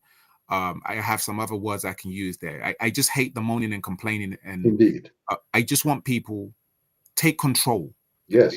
Look, it's not rocket science. Take control. Get involved. There's no other organization I know that's doing what we're trying to do. And we're growing. We're actually achieving and succeeding, and we're beginning to thrive. So it's for you to also come on board and join the family. Let's build together. And nobody's asking you for £1 million. Nobody's asking for £10,000. Come in at a level that's suitable to you. I want to use this expression by a billionaire in the UK. I won't mention his name. Somebody you might know it, who says, if somebody offers you an opportunity, that's absolutely fantastic. Don't try and understand everything from the outside looking in. Get involved and understand from the inside out. And you have options to leave. If you get in and you're like, it's not for me, then you can keep it moving. But I don't see how you're going to get involved in an organization that is building for you, your future generations, how that's not a win-win. So on that note, just join the ACU, join the African Cooperative Union, go to the website, sign up, and that's how I'd land it. And I'd like to thank you as well for inviting us to this platform amazing platform, and to speak to the people. So I appreciate it. No, we appreciate you. We appreciate your work. Your success is our success. Our doors are always open to you. I'm very keen to understand how you evolve over the next 12 months. Maybe next time you're with us, you might have members who can give their own personal testimonial of the experience of being a member of a cooperative. For most of them, it was the very first time they've had that experience. Would that be right? Very true, very true. And you probably have one or two on the call as it is. I must say one thing, because it's always important not to forget. I do like to thank all of the people working at the African Cooperative Union at the moment, who are putting in all that effort and energy just to get this big Goliath out of the station. It's moving already, but you know, it wouldn't be fair. It's not just my effort, it's the effort of the team. So a big shout out to all of the executive at the ACU and all of the members who've bought into the vision. That's also very important, you know, because a lot of times, and I hope I'm not going on too long, a lot of times people want to see tangibles, but sometimes it's important to buy into the vision first. So it's the early adopters, the innovators. I'd like to thank everyone who are and who are not yet. And I hope we all get to build this amazing organization and turn it into something that turns out to be a legacy. We're going to hear from you in maybe 6 or 9 months' time. By the end of the year, we'll get you back again. We want to see that progression, the evidence that this is not simply words, this is action, and that action is tangible outcome. Yeah? Yes. Thank you, Taj. I look forward to that. Thank you. Thank you. Thank you very much, sir. We wish you well. Good weekend, and live long and prosper. Indeedy. Please be. Thank you. Thank you. Appreciate it. Wow. There. Isn't that something? Isn't that something? Wow, people. Wasn't that something, huh? Wasn't that something? It's an example of translating our words into action. But ultimately, it's in there. Success is ours for the taking. It's a decision that we take. It's a decision that is taken.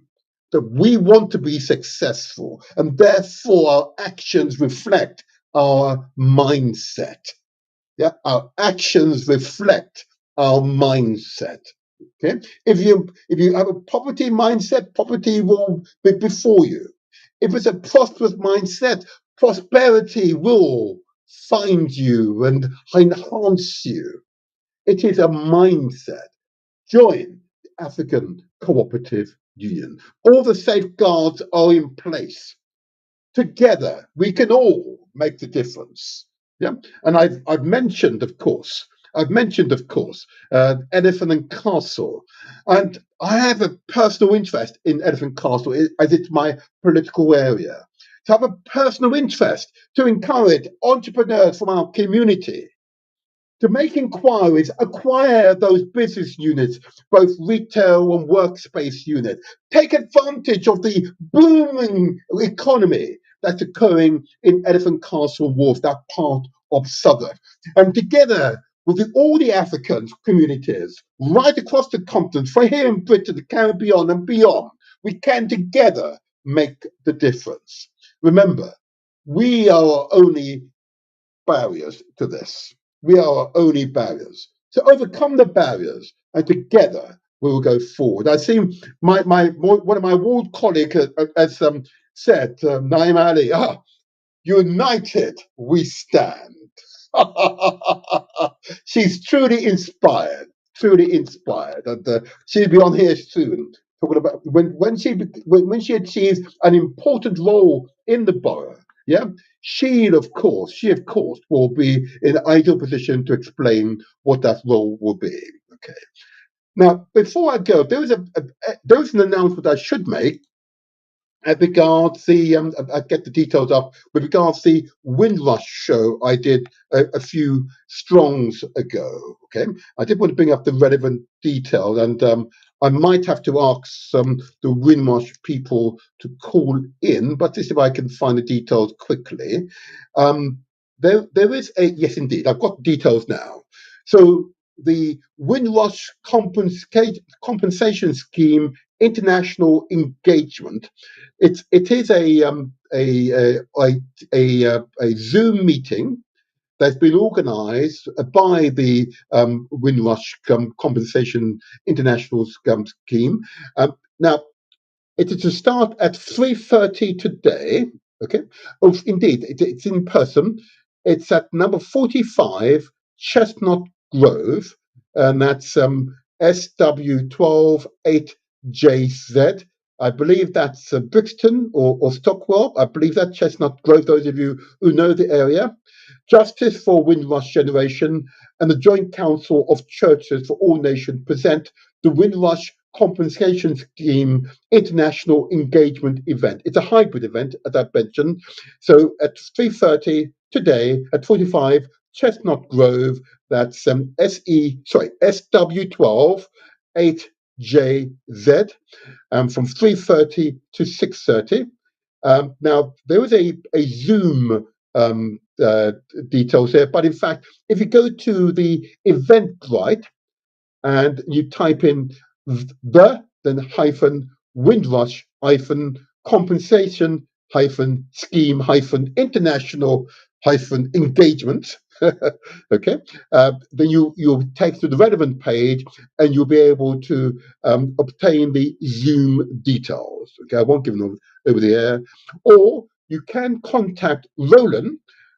You call, it was one of the contributors to that show, on this number if you want to gain access to this meeting, which is 07 999 178 111. I repeat, contact Roland on 07 999 178 111. Those of you who wish to attend the Windrush meeting, both giving advice if affected by Windrush, or indeed compensation if you're also directly affected by Windrush. Okay, I hope that is satisfactory. I will disconnect from the GalaxyAfui.net network now, and I wish the next presenter well, and I hope that the other issues regarding connections are resolved or disconnect from that network. What I will say to yourselves here on YouTube, Facebook, Mixcloud, and TikTok is this: together we can make the difference. Together we can make the difference. We've got to work together. Okay, so I commend the African Cooperative Union to you, and I hope in the descriptions the various types of cooperative that are possible, okay, that's understood of its potential. But collaborative working is the only way forward. I would say it again: collaborative working is the only way forward. Okay, there is no other way forward. Okay, there is no other way forward. So let's get it right. And if in doubt, ask questions. If in doubt, ask questions. But remember, you are the change makers. Yeah, you are the change makers.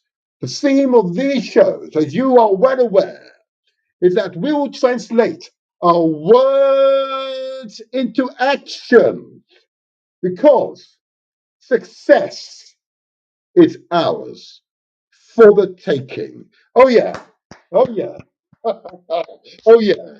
To the next strong, I remain the motivator. Okay, come on board. I see you, Jennifer. Come on board. There you go. There you go.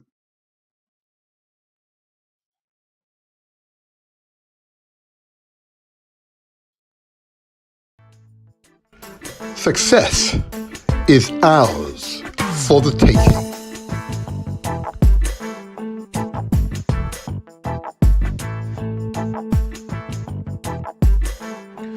The African Cooperative Union. Building a financial legacy. Families that stays together, grows together.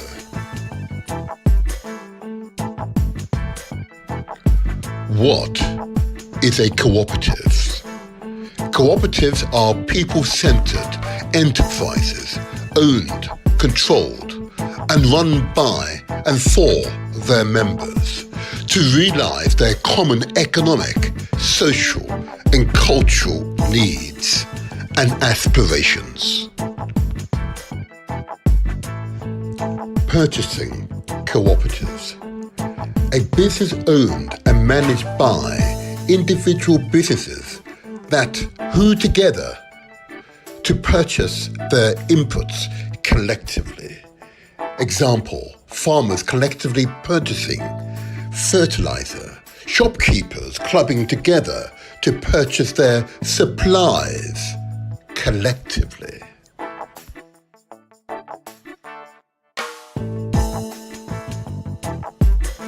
Marketing producer cooperatives. Businesses owned and managed by individual producers whose produce or output it sells. Example, farmers, or indeed manufacturers.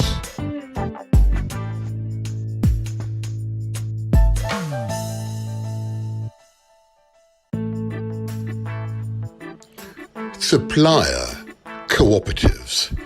Businesses owned and managed by their suppliers. Examples, dairies owned by the farmers who supply it. Fruit processing plants owned by the farmers who supply it. Credit cards owned by banks who supply it with finance.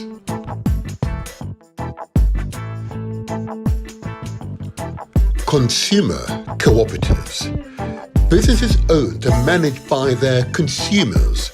Example, shops, credit unions, housing associations.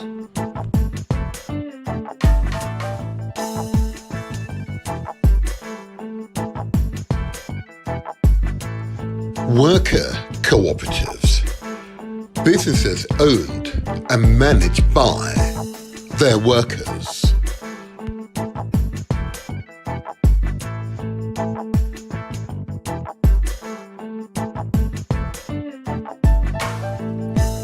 Multi-stakeholder cooperatives.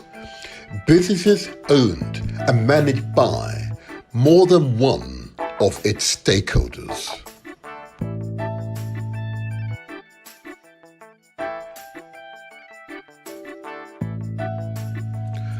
Credit union regulatory regime.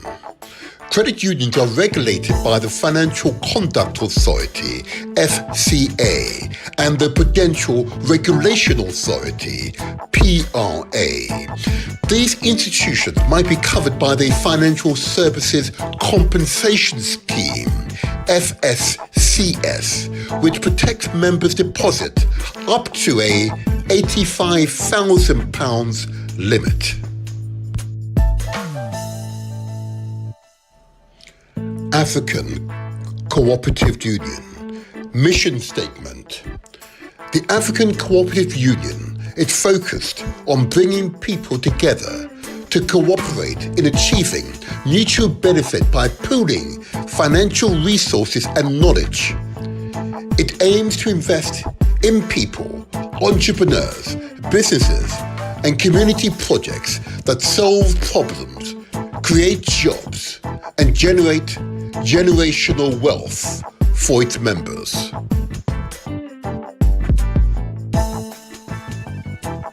African Cooperative Union, UMOJA. UMOJA stresses the importance of togetherness for the family and the community, which is reflected in the African proverb, I am because we are. Those powerful words inspire us every day. We believe that everyone in our community is responsible for one another, and that by working together, we will achieve great things. The Motivator Show. Success is ours for the taking. The internet's most inspirational podcast.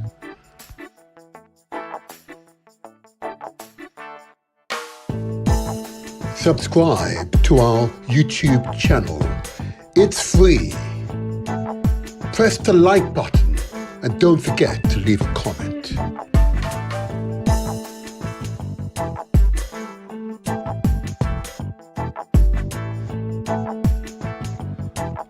Follow us on Facebook. Give us the thumbs up and share with your family and friends.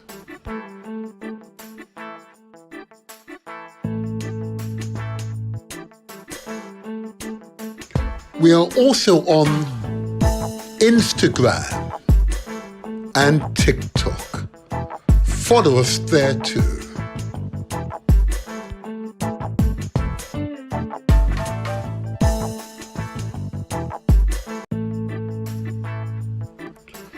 The Motivator Show.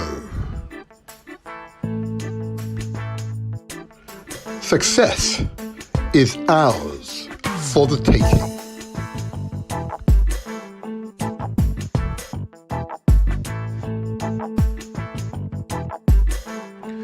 The African Cooperative Union. Building a financial legacy. Families that stays together, grows together.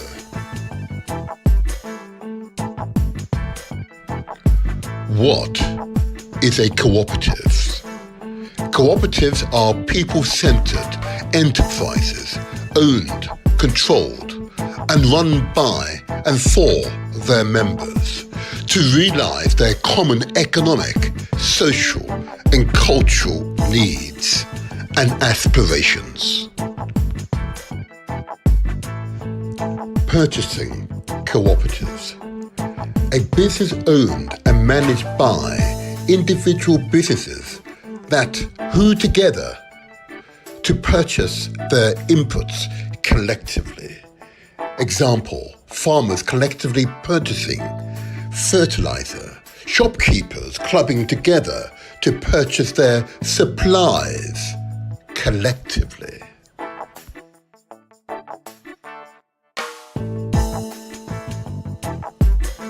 Marketing producer cooperatives. Businesses owned and managed by individual producers whose produce or output it sells. Example, farmers, or indeed manufacturers.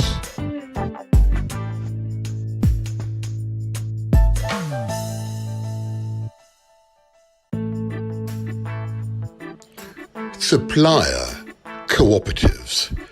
Businesses owned and managed by their suppliers. Examples, dairies owned by the farmers who supply it.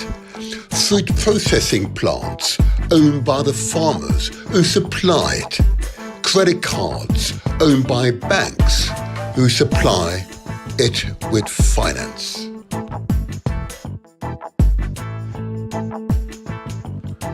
Consumer cooperatives. Businesses owned and managed by their consumers. Example, shops, credit unions, housing associations.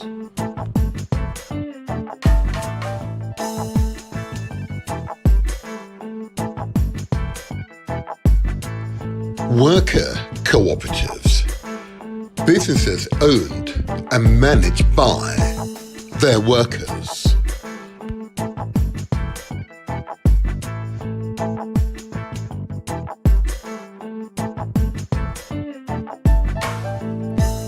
Multi-stakeholder cooperatives.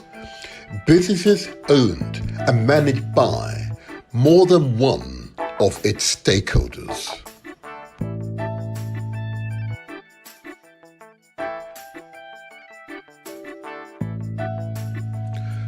Credit union regulatory regime.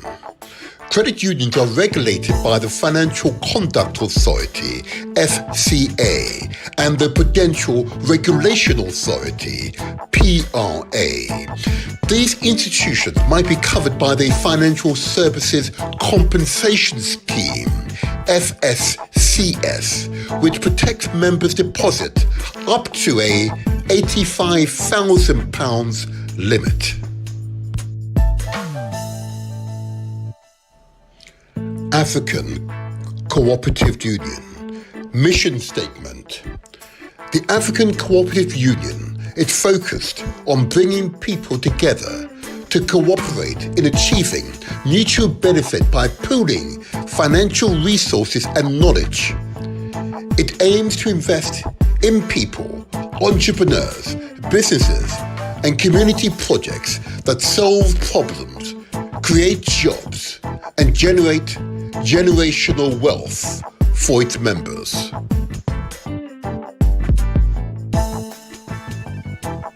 African Cooperative Union, UMOJA. UMOJA stresses the importance of togetherness for the family and the community, which is reflected in the African proverb, I am because we are. Those powerful words inspire us every day. We believe that everyone in our community is responsible for one another, and that by working together, we will achieve great things. The Motivator Show. Success.